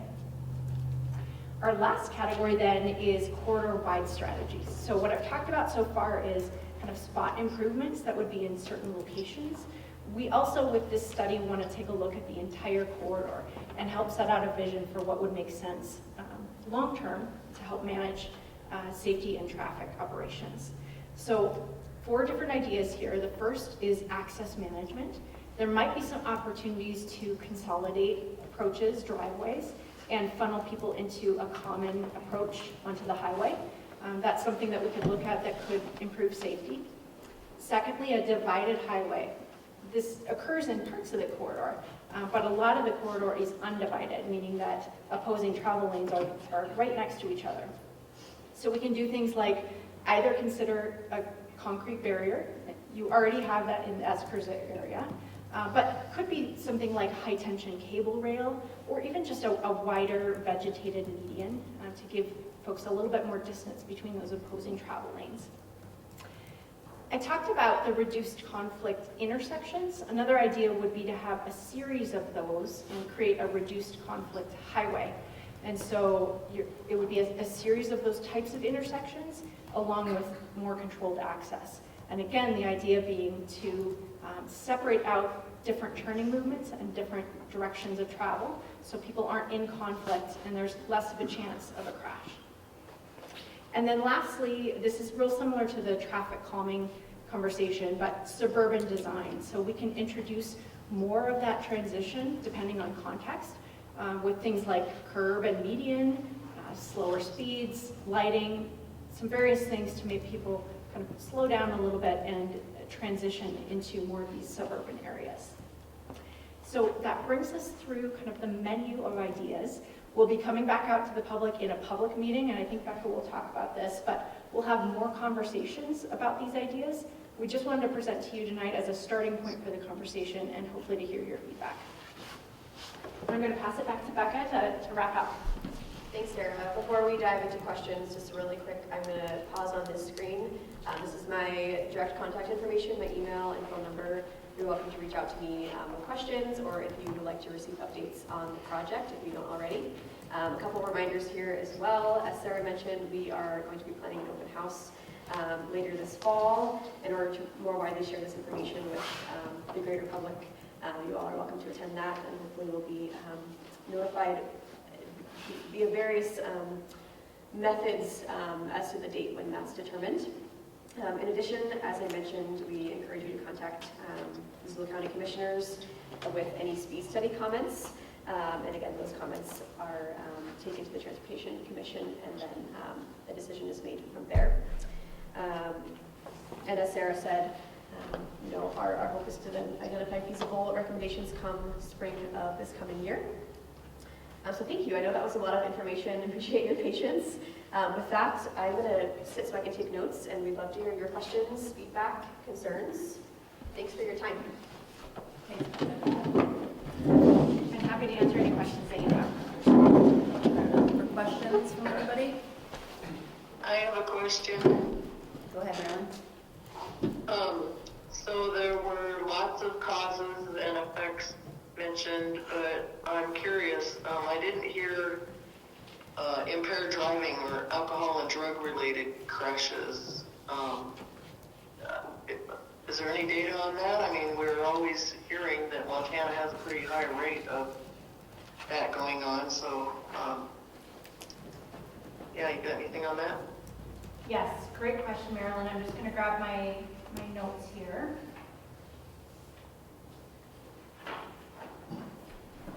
We do have data on impairment, and it definitely showed up as a common factor in our safety analysis. Okay, impairment was a factor in 35% of severe crashes and 7% of all crashes. So it was definitely a factor, and certainly when there was either a fatality or a serious injury, a third of those involved impairment. Okay. Thank you.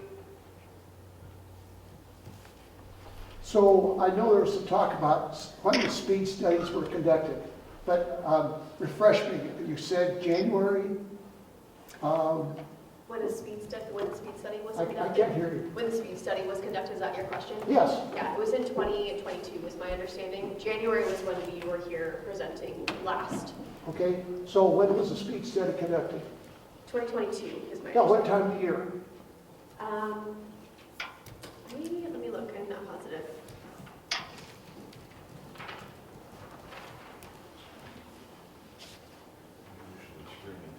Yeah, I thought it was twice.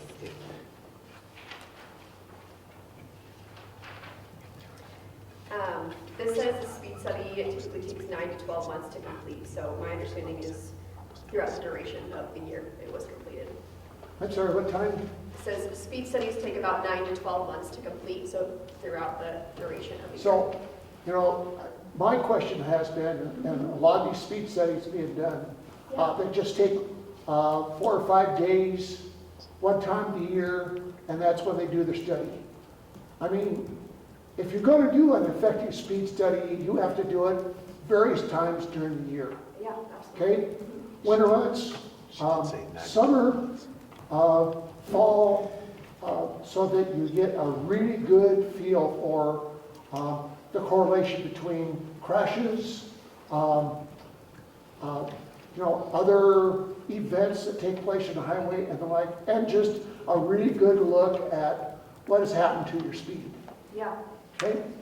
And also I want, if you could, go back to when 93 was 65 from Missoula to Florence, and look at those speed studies, and I want you to look at the speed study for when it's now 70. Okay? And I want you to take a look at the correlation between crashes, okay, and the like. I mean, when it comes to speed studies, I have felt consistently that they are unrepresentative of really what's going on roads. Okay, sure. So I know this is a little extra work, but if we're going to go to this limit to really take a good in-depth look at this, I mean, we need to take it all factors as carefully as we can. Sure, of course, yeah. No, I appreciate that feedback. Thank you.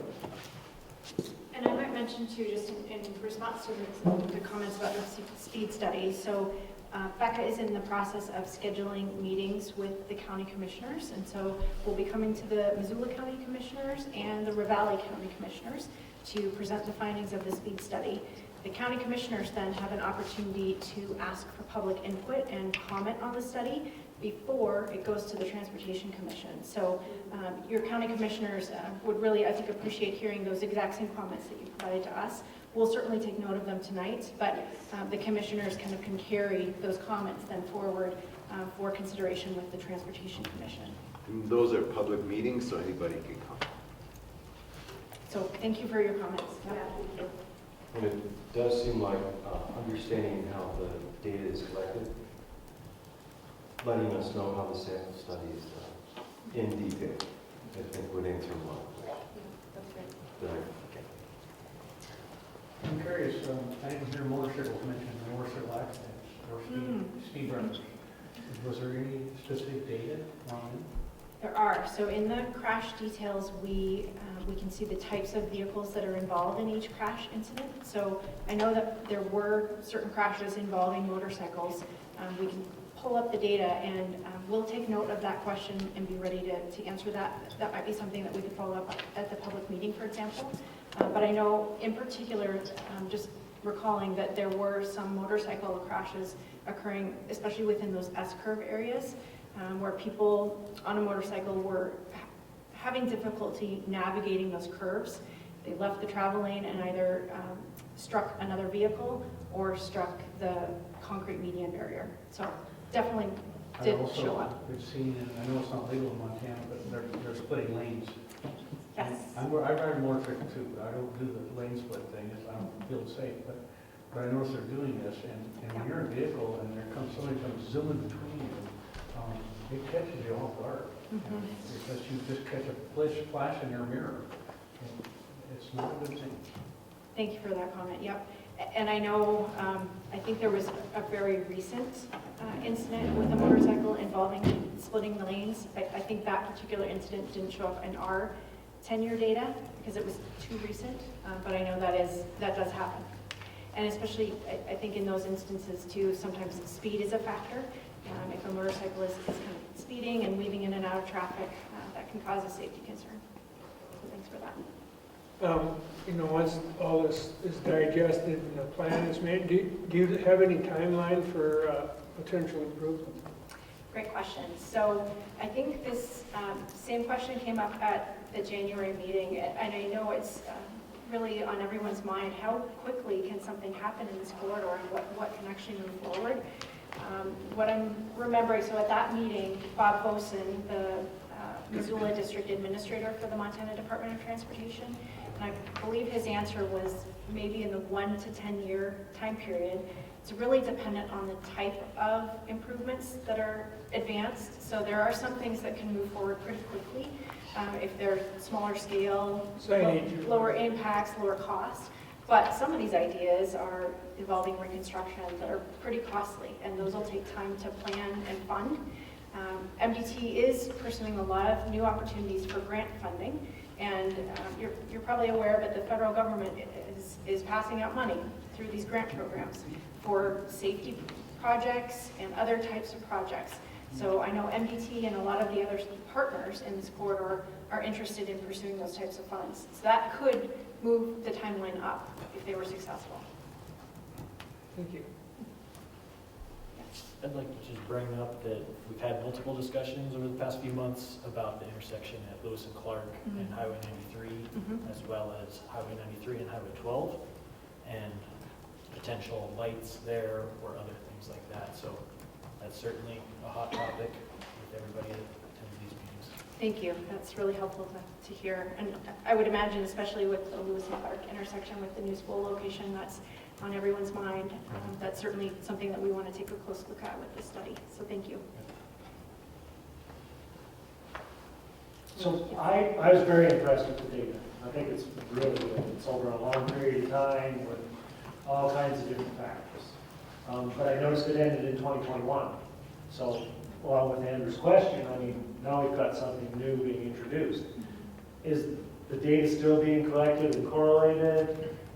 Great question. So the ending date of 2021 was for the crash data. And it takes MDT some time to process and make that available. So I think when we started the study, that was the most recently available data that we could get our hands on for the study. But to your point, things are continually changing. How do we consider that? One of the things that we're doing is collecting the most current traffic data.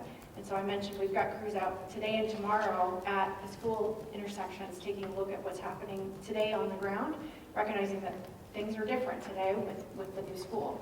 So we're trying to stay up to date as best we can with the current data. Does that include Lewis and Clark and 93? It does. So that is one of the locations that we're collecting this week. The other is Long Avenue, and then we have two other spots, Rowan and Blue Mountain. We're taking some travel time estimates through that portion as well. So again, just trying to, it takes some time to do these studies, but we're trying to keep up with the data and not fall behind as to current conditions. So great question, thank you. Before the school moved, the primary complaint in the area was the Mormon Creek intersection. Nothing has significantly changed on that. There's, still no sidewalks, etc. No shoulders, and the wait times to access the highway are still problematic. There's still about 1,000 homes that access only through that road, and that's their only access in and out of the highway. So I would expect there's still a sizable contingent of people that would like to see improvements and would love to see a light there, but I know that's well below. I looked at your accidents. There's not accidents there, so it's unlikely to get a light, but they would like one. Thank you for that comment. I think that's probably common sentiment, it seems like. A lot of folks live at different intersections like the corridor, and it's difficult to to make those left turns, or even right turns if you're on the highway. We've even heard some people say, I'm afraid I'm gonna get rear-ended if I'm slowing down and taking a right turn into my driveway or my intersection. So it's definitely something we're taking a look at. Even if it's not showing up in the crash data, we are taking into consideration people's feedback and the near-miss incidents that we hear about, and trying to be proactive in those locations too. So as we're looking at the corridor-wide solution, I think we'll be trying to kind of understand what we can do throughout the entire Florence to Missoula area, and not just where we're showing those high-priority safety scores. To actually live on Mormon Creek Road, we're just off it. And one of the things that you talked about earlier in your solutions, the left turn queuing, where you go out into the left turn lane and wait. I see people doing that all the time already, so. Yeah. And I think part of the concern there is people doing that today, they're kind of parked out in the left turn lane, the center left turn lane, and that can cause conflicts with people trying to make other turning movements. So the idea might be to give them more of a designated location where we're intending for them to do that, as opposed to just kind of taking their chances in that center turn lane. On Highway 12, are you aware of any plans for speed study, from Lolo going west? I am not, but Mark, you might know of it. I'm not familiar with that one. Yeah. But again, if there are concerns, it's kind of the three-step process where you go to your local county commissioners and ask them to consider supporting a study. County commissioners then would take that to MDT, request a speed study to be conducted, share those results with the public, and then it would go to the Transportation Commission. We discussed this in a meeting several months ago. Okay. That study. I think some of the commissioners were here at the time, so hopefully it's on the table. Got it, okay.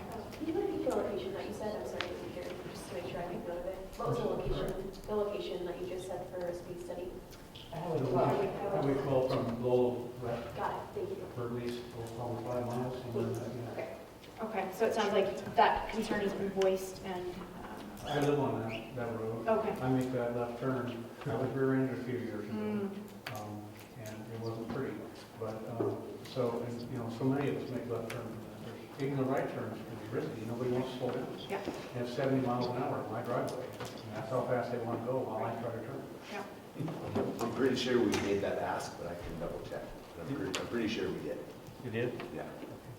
We made the ask. I'm the same as you. I think I'm a little further up than you. I'm on Sleeman. So it's 70 miles an hour. But I get to the, quarter mile before we get there. I put my blinker on, slow down. I did too. That's when I was broadsided, when I made that turn. Yeah, I'm sorry you had that. He came around me on the left-hand side and I'm sorry you had that, but I haven't experienced that. But I'm sorry that you had that I've experience. had people honk at me because I slow down to make that turn in my driveway. Right. All the time. Yeah. Maybe we could get some clarity on this 35 mile an hour that we've been, is there anything you want to say about that? Or is there any changes that may happen? Or do you have any insight on what the MDOT is going to do with the speed limit here? Or is there any? Yeah, I guess I'm not sure if I can speak to that, but Mark from MDT, I'm not sure if you have any insight.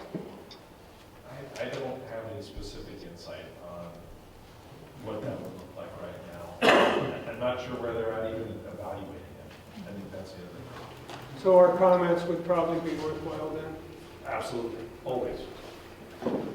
Just to clarify, you did include, initially I saw that that was not included in the speed study, but you're saying that this corridor right through town here was included? So to clarify, I believe that the speed, and again, this speed study was prepared by a different consultant, so I'm less familiar with it, but I believe that it did not include the urban areas. Yeah, that's what I understood. So the portion within Lolo was specifically excluded from this current speed study that Becca talked about. It still is. Correct. Yeah. Yes. So for our purposes, if we got this information, sent it to the commissioners, they can send it to MDT and say, okay, we want an urban-specific, Lolo-specific speed study. Okay. That could go, potentially even be part of the corridor study at some point. Yes. Okay, thank you. We really appreciate you guys coming. They drove from Helena, so really, Yeah. round of applause for them. Also, thank you for being proactive. I really appreciate you guys doing all of that work, because we are growing. So with that information from Big Sky PR and RPA and MDT, let's go back to the tabled motion. Is there any? I'll make a motion to remove from the table the discussion regarding the survey results and whether or not to pay for those. I'll second that. Vote? Aye. Marilyn? What was, I didn't hear it. To remove the tabled discussion, so we can rediscuss. Okay, yeah, yes, Aye. Okay, all in favor? So now, would anybody like to make a new motion to either vote to approve or to deny the accessing the results by paying the $100? You're just restating the motion then? Yeah, we should proceed to a vote. I motion that we proceed to a vote. A second? Well, yeah. Did you say you second or you asked? A second. Oh, sorry. Is there a second? I'll second. Okay, any discussion on, further discussion on this? Everybody feels confident in their vote? Okay, then let's vote to, were you voting to approve the money? That would be the motion, Yes. is to approve. Okay. Then, everybody in favor of approving the $98.99 fee for SurveyMonkey? Aye. Aye. Aye. Nay. Marilyn? Oh, I'm a no. Nay. So the motion passes, 4 in favor, 3 opposed. Thank you all. Informed discussion. Moving on to our next new business, bylaw review. This is an action item. A little bit of background on this is it came up in public comments a few months ago. There were questions about the council's bylaw, and instead of us coming up with the bylaws, we reached out, not me, Jennifer reached out to the county, to the commissioners, the CAPS, and asked their opinion on how we proceed with that, since the bylaws were passed before I was on the council even, the last ones. So they had said that that was already on their agenda to come up with a new draft of bylaws for all the community councils. They provided us with that draft last week.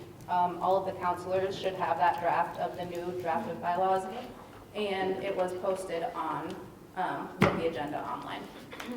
So we have a couple of options with this. It's a draft that they provided us with, so we can either vote to approve the bylaws that the commissioners presented, or we can vote to approve the bylaws with suggested amendments. Those are the options that are on the table right now. I vote to approve the bylaws as presented to the council. Second on that? I have a question. Can somebody summarize the changes? We need to know what exactly we're doing if we're going to approve something, right? And the public needs to know as well.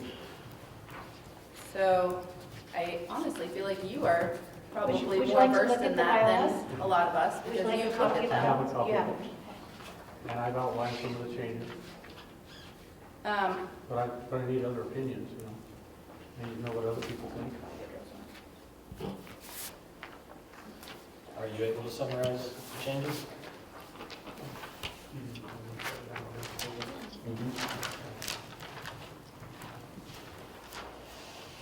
Could you summarize the I changes? can ask you some questions about some of the changes that I've seen. Okay. In Article 5, One of the changes, and since we don't know what these Montana laws are, it changed from, it says, okay, Article 5, Section 2A, and it says 5 to 7 council members shall be elected following procedures set forth by MCA 13-1-1043 and 13-1-305. The old number in the current bylaws for the second reference number here is 13-1-401. What's the difference? What law are we referencing that we're going to approve or not? Does anybody know? You can look that up on the Montana Code annotated Yes, but online. we haven't had adequate time. I know we can do it online, but I just got this, and there hasn't been time to analyze, really. And that's why I hope somebody knew what we'd be voting on, or why vote if we don't know. What are the two citations again?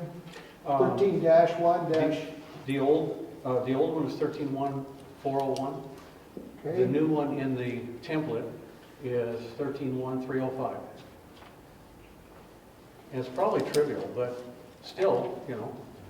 Well, I think you're referencing like how I and Anders got on this council. No, I'm not really.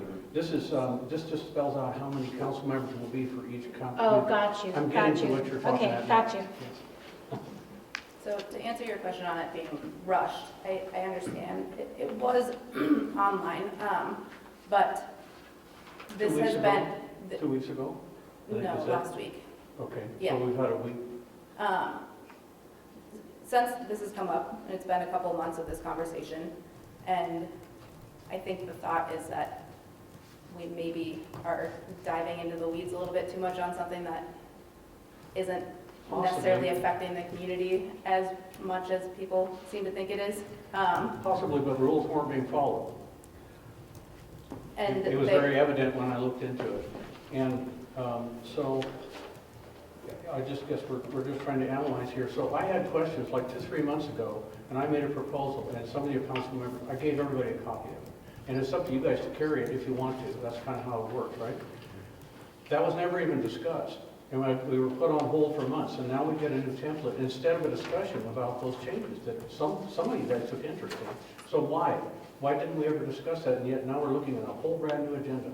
My understanding is that we didn't want to duplicate efforts of our work if the county commissioners were already going to do a draft. But it's our right to do that. It's actually our duty.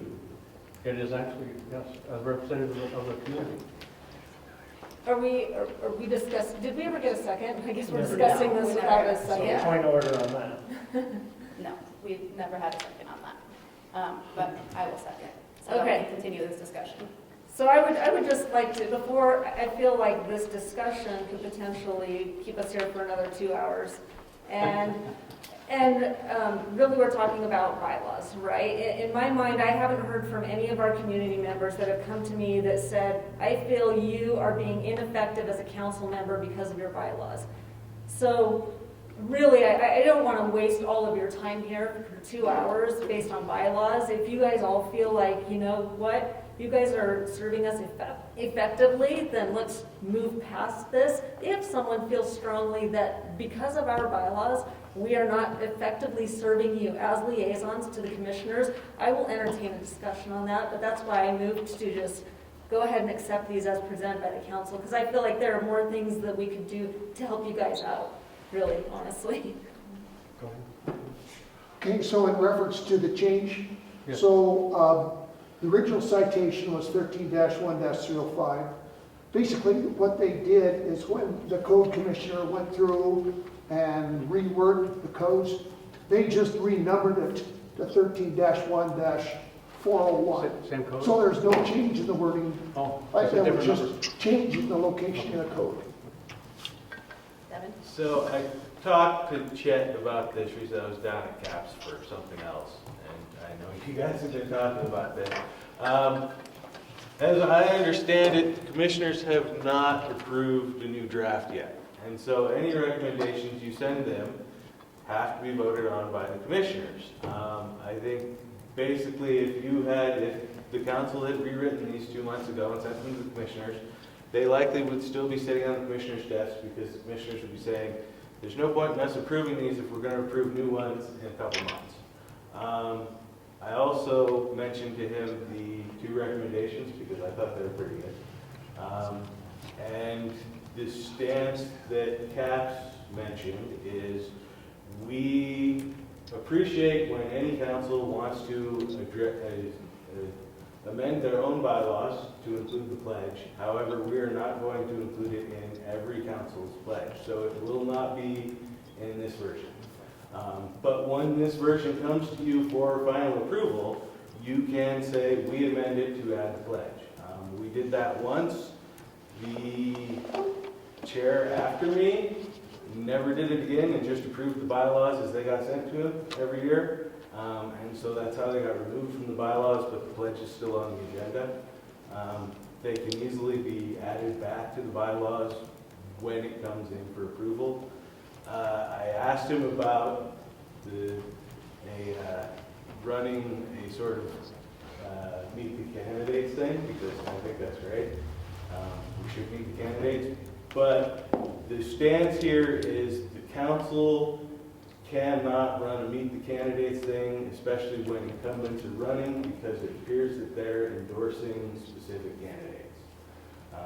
So if you would like to ask the community club to do something like that, I think they would be happy to do it here, but the council, I don't think, can legally be involved because it shows favoritism. I understand, but the candidates aren't what we want to meet, it's the appointees, the Yeah. ones we've never known. Yeah. There's So no can I reference even to their names. Speak to that. So when we interview people who are being appointed, you're welcome to come. Yeah. Those are public meetings, and we'll notice them, and you're welcome to come to the meetings. The bylaws, as stated, though, states that the appointees will register at the voting center and be vetted, and then also give a notice to the council members. That's our current bylaws. That part of being vetted and registered with the voting center has been removed from this new bylaw. And I think that's what we're talking about, because it's part of what needs to happen, so that everybody gets common information. And I think that's what the hope for this meeting was if there's new recommendations that you think the commissioners should send to every single council, and that's probably something that should go to every single council, now is the time to voice them and get them to your council members so that they can share them. But I don't think if you approve or don't approve these bylaws, I don't think it's going to change much as far as the commissioner's actions go. But this would be a good time to add it in. Yeah, this would be the best time for you to tell them so that it goes to every council, because the election of officers is something that applies to every council.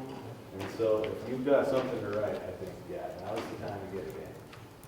That seems to be what Jeff, that's why. And I Jennifer asked me technically to can't invite propose Jeff it, on.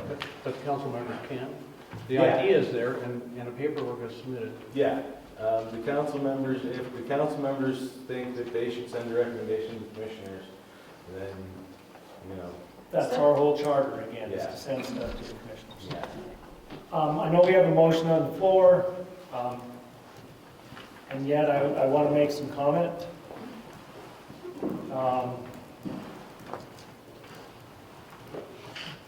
We have a citizen here that proposed some things. We have bylaws, which are our rules of running. We tried to get this on the agenda. I have the motion. It was presented to us in July. It's 3 months later. I don't see any reason to duplicate results, but what I see is this is going to all the community councils this month, right now, right? It's out in East Missoula, it's up at Sealy Lake, it's out at Frenchtown. I know, like with the standing committees, everyone has their own bylaws. It takes away from the community flavor. Yes, we need a template, but I guess my question would be to the commissioners, why do we need to have the same template for everyone? I understand we need to have a basic model, but all these communities are different. Swan Valley is different than Frenchtown, it's different than Clinton, it's different than Lolo. Unfortunately, just being blunt, it seems quite curious that this popped up after we went to change our bylaws, which we can do at any meeting without it being on the agenda according to the bylaws. This isn't a thing of public discourse, it's like setting your rules. Now, the county does set some rules for us, I understand that. But I think the individual counties or commissions should be able to set some of their own rules. And from what I hear, there's over, I can't remember the name of it, I think they're called central committees inside politics. There's over 40 of them in the state. As far as I know, none of them have identical bylaws. Those aren't related to local government, those are independent. Like the Republican Party has their own central committee. Right. Has nothing to do with county government. Democratic Party has their central committee. Right. So, Those are private organizations. May I take this back to our statement of purpose in Article 2? It is to represent Lolo. And I'm sure everyone else has the same statement of article of purpose, whether they're in Frenchtown or here. And yet we're all getting a boilerplate thing coming kind of down from on high. So a question to you would be, what do you think that looks like to the people of individual communities when you're saying, this will be your template, maybe if you throw something forward, we'll put that in there. I really do think communities ought to be able to look at what other communities are doing and decide what may work for them, so long as we're fulfilling our statement of purpose and not breaking any laws. I can tell you where I think this is coming from. Each community council gets the same amount of money. Each community council has the same responsibility and the same purpose. So thought they should each be run the same way. Just, they're all consistent. That's where it came from. I'm not saying that this is absolutely out of the question, we'll talk about it, but that's where it came from. Well, even in the bylaws, same must go by responsibility, commissions. same expectations, same rules of the road. That's kind of where this came from. Can I add something? Sure. So I'm Chet Krauser, I'm the Chief Lands and Communities Officer for the county, so most of the folks work with our office on bylaws.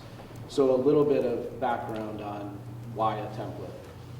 Most of what's there, like Josh said, is common amongst the councils, right? And what, like Mr. Purdy talked about, state statutes generally guide most of the decisions that either the commission or the councils are going to make relative to appointments and elections and all the other components that apply to local advisory boards.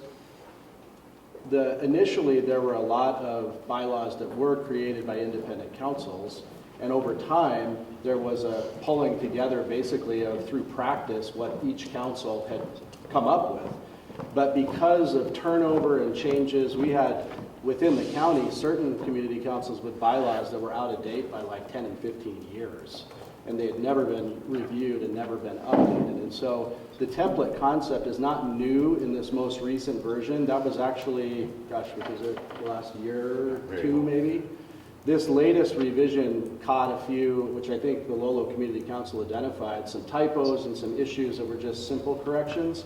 And then there's a couple other components there in terms of, dissolution of councils, some just procedural things that weren't in there that was consultation with the attorneys, the county attorney's office. So they really were not intended at all to change the function or, any of the independent decision-making for individual councils. To the point as far as what kinds of suggestions or recommendations, Lolo or any other council you want to make. At some point? Yeah, just wait a second. You definitely can make those recommendations. I think what's been shared so far is that does have to go to the county commissioners for approval. And so from their perspective in having to work with the councils, again, pulling together the common best practices that have been learned, over the years with the councils from their perspective, and I won't speak for Josh, but the direction they gave us was, it would be a lot easier for us to engage and work with the councils if we were able to have at least a common boilerplate set of bylaws to operate from. But again, there's nothing that precludes you from suggesting amendments to that, and there's nothing that precludes independent councils from having their own unique component within their bylaws. So in other words, you could make a suggestion that would apply just to the Lolo bylaws. That does not mean it has to be approved across the board for every council. Whether the commission would choose to do that or not, it would probably depend on what the proposed change was. And, you know, if there was applicability broadly, they probably would suggest that it would apply on the template level. But anyway, hopefully that's helpful in terms of giving you a little bit of the history there as to how we've gotten to this point. For a little more history, I mean, part of the reason the bylaw changes were trying to be brought up is because a community member looked at bylaws from other councils and said, this looks good, we should incorporate that. Well, that part that looked good has been taken out of the template. Yeah. And it was put in 2011. Probably that generation of council members is long gone. Things like this can get lost in boilerplate. Sure. The individual things for communities. So I'd like to speak to that point, actually. So this has been brought up multiple times about, you know, taking our cue from the Swan Valley Council. So it was February in 2009 when they began discussing their bylaws changes.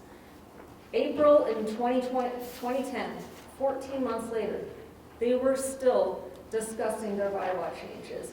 Community members were sitting through meetings just like this as they discussed it. Finally, at that meeting, one of the council members announced the next item on the agenda for tonight will be the review of the bylaws, suggests that those interested can stay. All the community members got up and left. This is according to the minutes. Okay. In August 27th of 2010, they held a special meeting on the bylaws, sat there for an hour and a half. Finally, January 2011, we're talking 23 months later, that is when their bylaws were finally approved by the commission and adopted. Do we want to sit here as a council for 23 months having these discussions while our poor community is worried about whether their kids are going to get hit on the street? I think that there are better ways we can serve our community. Marilyn, yeah, go ahead, Marilyn. Okay, first of all, I really wish I was there because I'm having a lot of trouble hearing the back and forth, but that's not, you know, that's my fault. But I am here for a good reason. I got to witness the birth of my 10th great-grandchild, so I'm not just here playing the pool, but anyways.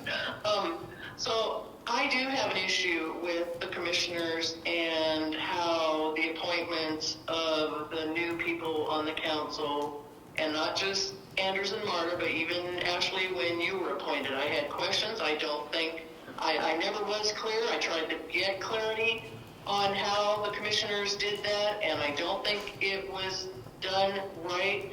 And I think that the new bylaws have not clarified it and are not holding the commissioners accountable.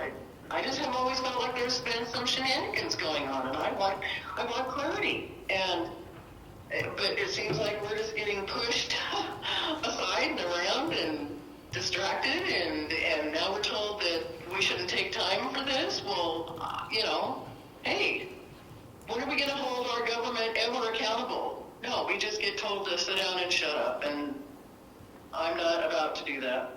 Okay, Ashley. Yeah. So there's no shenanigans. People apply for an open spot, we interview everybody, and then we make a vote. Every one of those interviews is an open public meeting, and the meeting where we vote is an open public meeting. The part that feels fishy is the fact that they were never registered at the voting center. They didn't even know anything about it.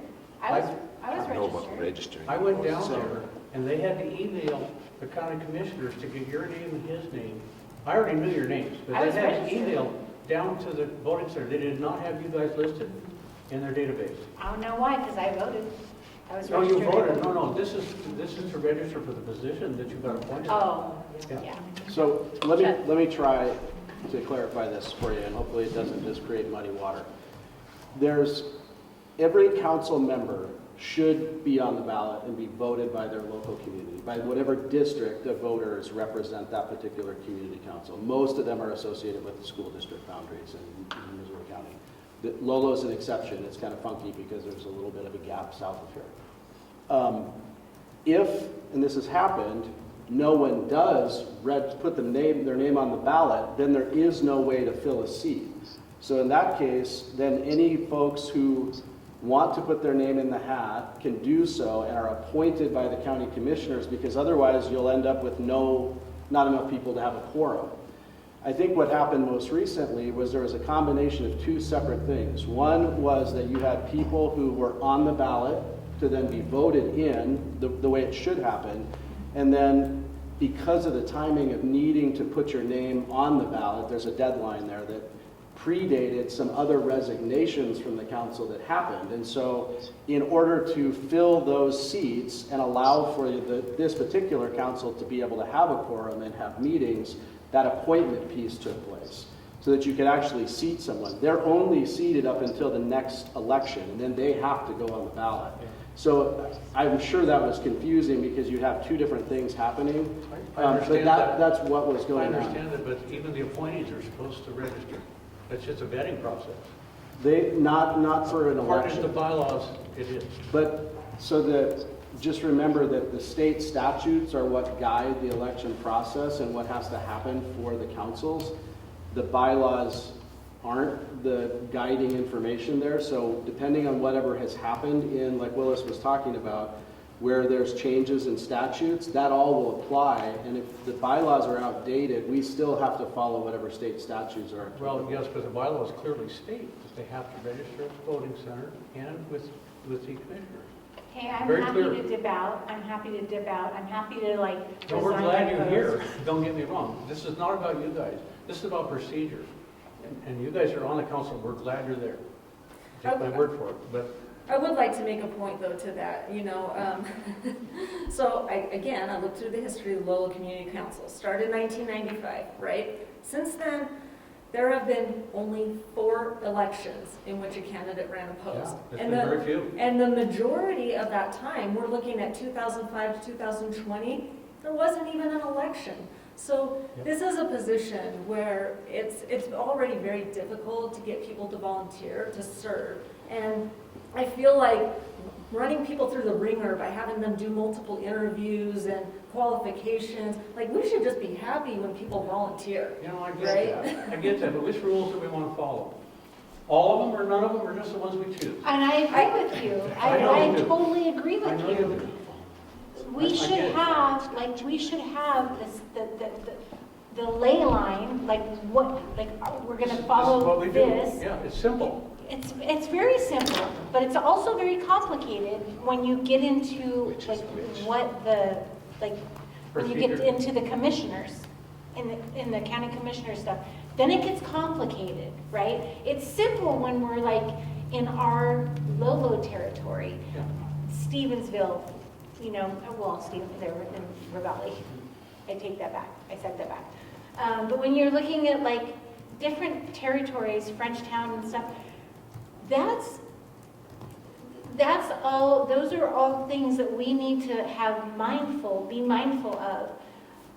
But we also need to be mindful of our local.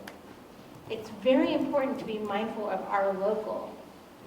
And that's where my heart is in this. Bye. Bye, people. So I tell you, we thought we were following statute. The ideal is an election, and Danica's totally right. It pretty much never happens. It never happens in any council. So we're faced with a spot where this person's term is up, they're leaving. Unless we get a body in that seat, they don't have a quorum. Precisely. So we do this, throw your, sign up basically. We'll interview anybody who signs up, and then we vote. If we just proceeded as that was the path forward, you're saying, no, that isn't the path. They actually have to register as if they were going to run for office, but there's no one they're running against. Yeah. And then we do All it does interviews is- in the same All way. it does is introduce them to the community. That's all it really does. And we can see them on the website. And you can look them up. They got numbers there. You can email if you want to or call. It just gives us a connection. Otherwise, there isn't one. I know you said that there's a public that you can come to. Yeah.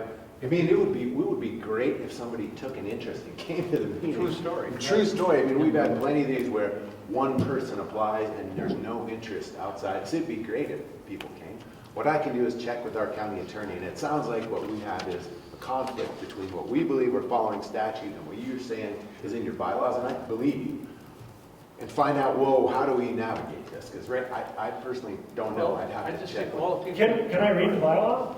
Well, From our current? Sure. Yes, please. It's in section 4, resignations, terminations, and vacancies, subsection C.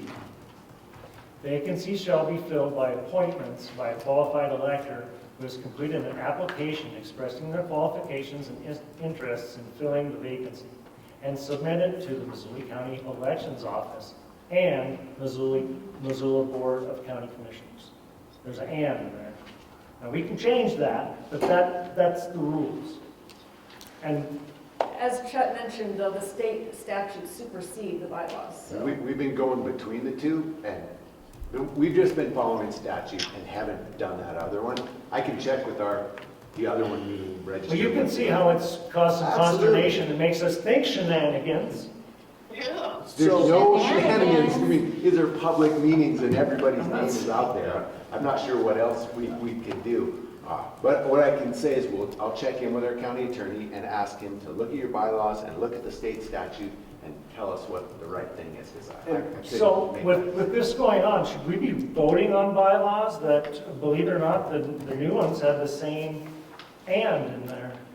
So what that means is that the applicants submit to you said the electorate, right? No, the county elections Say the first part where you're submitted to the qualified- Missoula County Elections Office Uh-huh. and the Missoula Board of County Commissioners.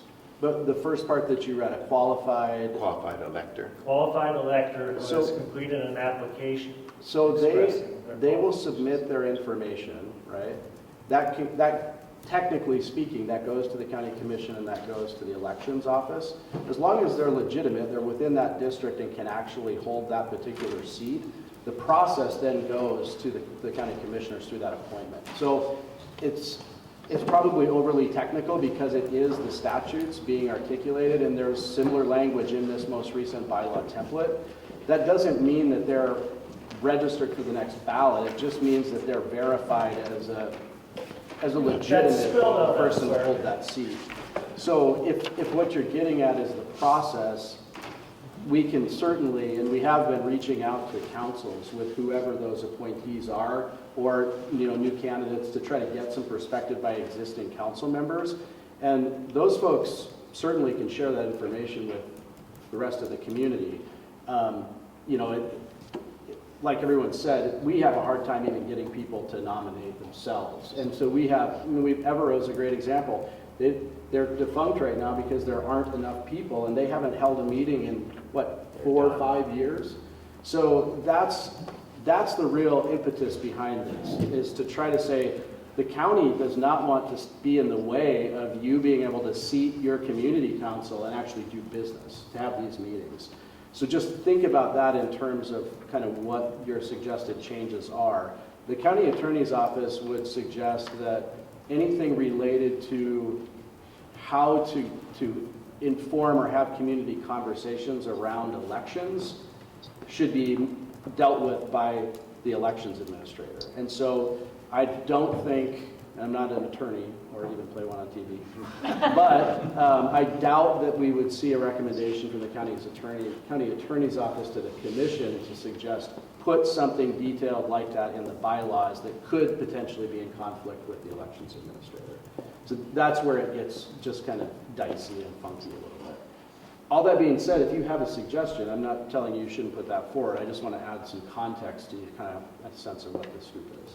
So I'm curious, if the appointees, and we realize you're residents, it's not about you guys, when they submit an application, are they vetted to know that they are who they say they are, where they're from? Because that's what the elections people tell me that they do. When I went down to their office and I asked about who are those appointees, they said, we don't have a clue. And they, like I said, they emailed your office and you guys emailed them back promptly and told them. But so does somebody look over to see if we're getting the truth? You're concerned that their identity isn't who they say they are, or their Exactly. address Yep, isn't who they exactly. say it's. Do you guys do that? I mean, no. That would be the elections office, and And they were never notified. so. That's so- my whole point. So I think that that's a question that we would just need to follow up with the Yeah, elections we can administrator. follow up with the elections administrator and with It's the just county about, you know, our world is so upside down right now. We don't even, I don't believe much of anything what I read or see anymore. And so we really need some proof, I and applaud you for we that. need some honesty, you know, and that's, clarity is what we need. I appreciate that. I mean, I totally do. It's likely that that didn't necessarily go through to have it be verified because we have one person out of the commissioner's office that handles, I don't know how I many boards. actually, after I got your names, I apologize, but I did a search on both of you. I knew where you lived and where you came from and your history and stuff. Because I wanted to know, you're Lolo, I've lived here 50 years, I wanted to know who you were. And so, yeah, so I would have blown a flag up if they had been some fishy business. Sure, yeah. Your point's valid. I mean, it should be verified. I mean, and that's even what. I hope you love me just more read. now. How's your arm doing, by the way? Oh, hands are doing good, You're arms almost almost perfect there. again. You got brand new skin, I saw. That's awesome. Yeah, so I hope you love me more that you look me up. It's all good. Were you done, Jen? I think so. The only other thing I would add is that at least on our end, there's no rush to adopt bylaws and make that recommendation to the commission. So each council's different, and they may decide they want to have a couple of meetings of conversations. Others decide they want to adopt them right away. So you need to take the time to make those work for your community, and then we can answer questions or help along the way or whatever. We need to get more people in our community to get to this place. I have a suggestion of how we can get better attendance. He has a valid point here. At one point, while serving on the council, an appointee was appointed that lived in the no man's land district that technically is not serviced by this council. And he served on the council for a year until elections came up, and the elections office ran the names and was like, wait, Gary Hoffman doesn't actually live in the district. So including verification in your bylaws is probably something that you should do, and I would bet the commissioners would be very happy to approve and send to most other councils too.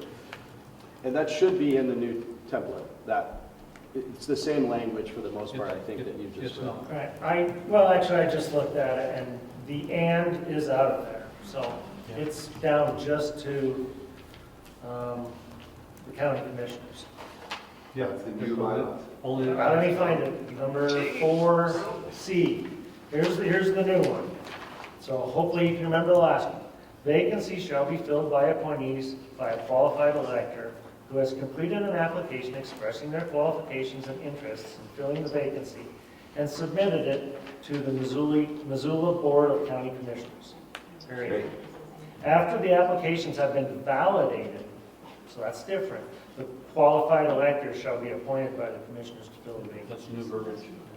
What I can do then is check in on what that validated means and make sure that Maybe addresses they are checked. recognize that. Yeah. And I, Definition would be good. I think that is the case, Josh. Having done- Maryland. Our eyes are on you, Marilyn.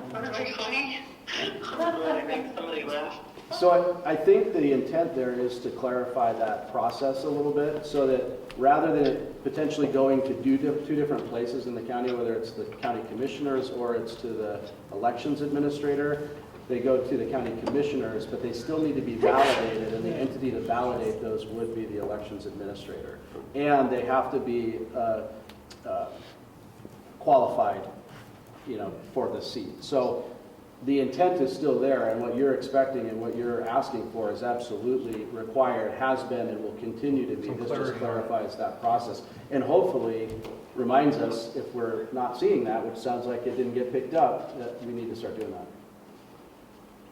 So just another question for the county officials. All the other councils are meeting, well, at least I know East Missoula is, because they have a wonderful sign that I saw. They're meeting tonight. Are they voting on this tonight? I just have to ask you, did you see my signs that I posted? I didn't. I'm sorry, I saw East Missoula's and not yours, Marta. Wow, that's so rude. So rude. We're And put going some to signs Frenchtown being- on Thursday. And I don't know if they're. Does Frenchtown meet Thursday? Yes, and I'm going, and I don't know if they're planning on voting on this or not. Right. So what I noticed before this and doing research is that we do have, it's kind of a surprise to me, all county commissioner or council meetings. And unfortunately, the last 3 have been canceled. Huh. So the last one was in June. Which meeting was canceled? All the community councils. Oh, all community council meetings. Yes. So the last one was in June. And you'd think before we put something out for all the community councils that you would let community council members talk. So we could talk to somebody from Frenchtown, or we could talk to somebody from East Missoula or Swan Valley. Yeah, and you still can. You know, the same, that was the case with the initial template that was approved, so that, again, about a year or two ago, I'm forgetting exact dates. But that was a conversation, I think, at an all-community council meeting, and then they were approved, at least, I think in most cases. There's probably a couple of holdouts that haven't got around to approving that.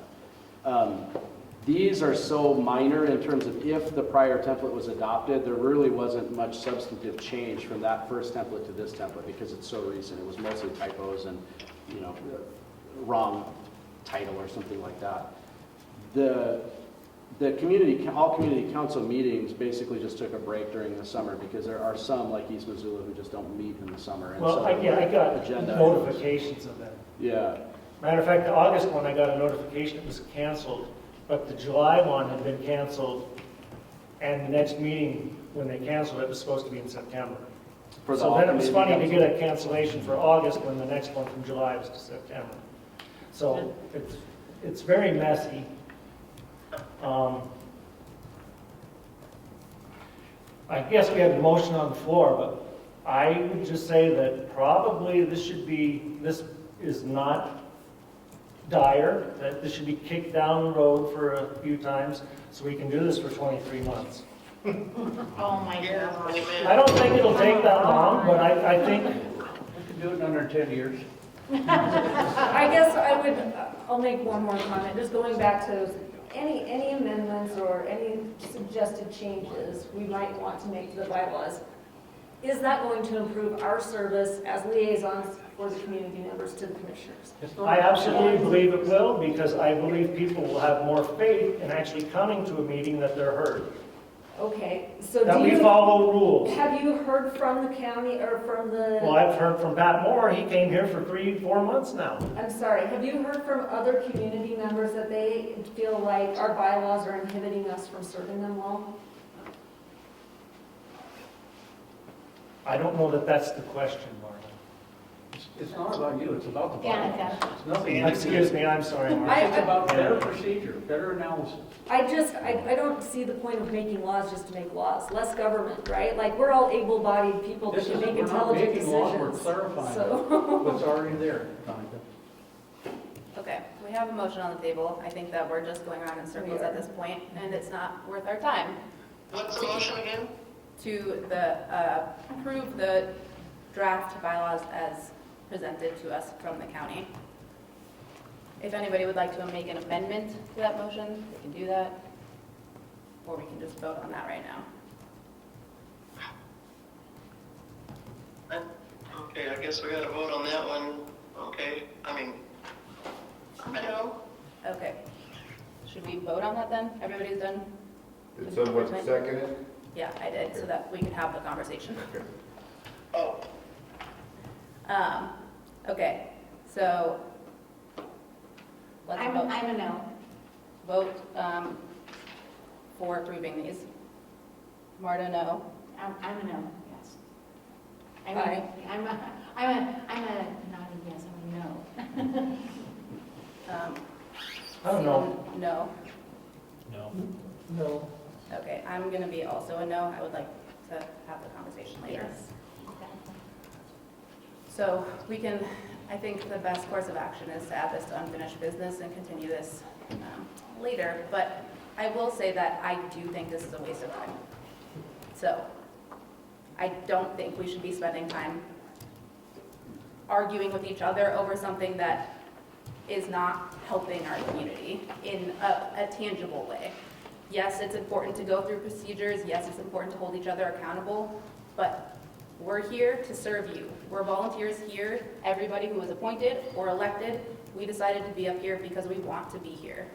So if we can just No disagreement with that. all agree to move on from that, and that would be great. Stephen, it sounds like you were intimating the lack of all community council meetings was somehow some strategy to get some shady I bylaws. don't know that it was or not. But you're just asking a question. To me, it's funny we brought up a change, and then all of a sudden this came up pretty quick, especially when it kept getting stalled in this council.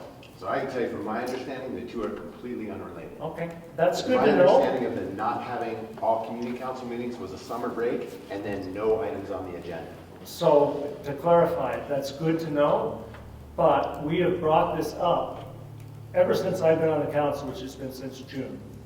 And it keeps getting pushed back. And one of the reasons is that this template was going to come out. And when Pat first brought this up in July, it was said, well, this isn't on the agenda, so we can't talk about it.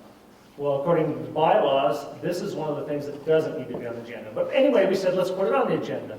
Then it got canceled for the next meeting and the next meeting because of this. So what it looks like is your input really isn't so welcome, and we'll take care of it for you. So if I may be blunt, we're supposed to represent Lolo. And a lot of times this council seems like we're the heralds for the commissioners. And personally, I'm zealous about saying, what do people from Lolo want? And can we give that to them? And I think having your own personalized bylaws, that's who gets to make them, should be incumbent on this council. Not being kind of pre-done for us. And then it looked really weird that all of a sudden now it's going to go out to everyone. And we don't get to talk to, I don't get to talk to somebody from Frenchtown. I don't know no one on that council, but it sure would be nice to say, hey, what do you think of this thing that they fought over for 23 months up in Swan Valley? Thank you. To me, that's transparent. You Well, definitely you're have made that welcome point. to chat with them, and I'm going to guess we'll have agenda items for the next all community council meeting. So, I mean, we could make this. I mean, we could make this. as far as I know, it's on a Wednesday night at 6:30, and Yes. unfortunately, I won't be able to attend. And when are I don't know what I can the do about community that. council meetings? The all community council. No, meetings?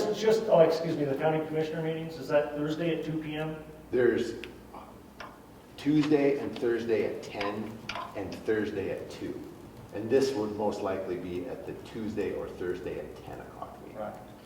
So as someone mentioned that we are volunteers, and I don't have an administrative assistant, and I work. So it's pretty hard. It's kind of disingenuous for you guys to go, you know, you can have your public opinion, just come to these meetings. You can join by Teams at your desk with your phone. You don't have to drive to Missoula. Bro, I'll be your rep. He's a I'll be your chiropractor. rep. I'll try to do that in between patients. Yeah, I'll handle it. No, I didn't know you were a I can do chiropractor. But the agendas are posted ahead of time. For They those are meetings. So if posted. you have And you can comments send on an something, you email can too. email in or call in beforehand. Thank you. Thank you very And you much. know, it really isn't that big a deal to us if you have different bylaws than Florence or I'm messing. I'm too tired now. Than Right. Frenchtown. This is not a big deal for us at all. This is nothing I've ever even given more than 5 minutes of thought to. This is not a big deal. It is not. We're moving things around to sneak this thing. This is such a small thing. I'm so much more interested in what problems you want to fix, how you want to move your community forward. This isn't a big deal. I mean, it's not a big deal to me, and I don't think it's a big deal to Dave and Because Juan. you're a commissioner, dude. Come on. I want you guys to have this room full of people and come up with projects and do stuff for making Lolo better. That's exactly what I would like to see our discussions about, is how can we help you guys in the community? Absolutely. And, I mean, I do want to say we have a full board and people in the audience. That's more than some of the other councils. So Well, how we can help people in the community is hold our commissioners accountable and ourselves and follow the rules. That's how we help our community. Absolutely, but especially so on matters that are not directly community council related. Okay, moving on. Public comment on items not on the agenda. I'd like to say that this council, before the appointments, when it got down, the reason it got down to 3 people was because it was not following the laws. It was not representing the people. At one point, the chairman tried to throw out a member of the audience. That's how out of hand it got. You know, so I appreciate that there's people that want to make sure everything is totally clear. I know that we have discussed the agenda with the commissioners on multiple occasions. As long as every item that is required by the state is on the agenda, it is at the discretion of the chair as to where they appear on those agendas. The reason we have our committee and special reports at the top and nobody else does is because Chief Newman needs to be able to leave as soon as he can. And so that's also the reason why, you know, schedules change. If somebody can't give their presentation first and they're in new business, we need to move them up. So that's why adjustments to order of the agenda has been put on there. I think Jennifer really likes to cross her I's and dot her T's. And no chair before us has been as effective with agendas as this and as thorough. I think it's an amazing change and turnaround in a very short time, and the fact that you all care so much is the reason why it's happened. And I'd like to thank you guys for a full council that is actually having the meetings we need to have about the things we need to have. We have had to address the bylaws before. The version before this version said we were legally responsible for decisions made here. And we're like, hold on a second. We're not legally allowed to make decisions. How can you hold us responsible? So, you know, we had to scratch it out. And it took 2 months to get that done because everybody agreed. So it will take time, but it should be relatively easy. If you guys have a recommendation, it will go up and commissioners will approve it. That's been my experience. Thanks, Devin. I'm going to piggyback off that quickly because the point that Devin made about my experience, and I think Marilyn probably will agree, is that meetings are definitely more functional now than they have been in the past. With, you know, there wasn't really an agenda before. There wasn't even, nothing was noticed properly ahead of time. The minutes were a little bit scattered. There wasn't a lot happening before, and we're moving in the right direction. So I'm thankful for everybody who comes and points out our errors and is trying to help us move in the right direction, and I do think that we're on that right trajectory. And I will say the same thing. I'm a newbie on this board, but I do look at Marilyn as being like the voice of wisdom for, like she has served a very long time on this community board. So I defer to Marilyn in many areas. Did you have something, Pat? Yeah, I think it's appropriate. You know, we're all community members. I think it's time for a group hug. Here, I got some good news. There's some interesting community news. I'm working with the County Parks Department on an easement to access some fish and game property along the Bitterroot River from the sewer plant down to the, it's always been a trespass situation on my ground, but I'm working with the County Parks Department to get an easement. So there'll be a legal easement all along through there, and I won't have to have anybody busted. That's awesome. Thank you. From the sewer plant to, there's some fish and game property just north of mine along the river there. Oh. So they're going to do some work on it, fencing and stuff. That's great. Thanks, Paul. Awesome. Going off water and wastewater, I know Shane Stack is still looking for folks to put together like a steering committee for the RSID, water and wastewater. So we would encourage you, if you're part of the RSID, to reach out to me, Shane Stack, anybody, and we'll try to get you in touch and get that together. So. And if you're frustrated by not feeling like you're accomplishing anything on that board, if you're on an RSID board, you actually have authority and power. Hey, are you saying we don't have authority and power? Hey, I've served What? 15 years on this board. I know exactly how much authority and power you So have. you're saying I have to go to RSID? Well, like what? All right, anybody have anything else? Okay, informational item, next meeting, Tuesday, November 14th. So we'll see here, 7 p.m. And then the last item. Bring your turkey. That is a good point, that there will be an extra food bank handout in November for Thanksgiving, so that will happen then too. I'd entertain a motion for adjournment. Second. I think we should stay longer. Let's just hang out. We have a couple hours. All in favor? Aye. Good night.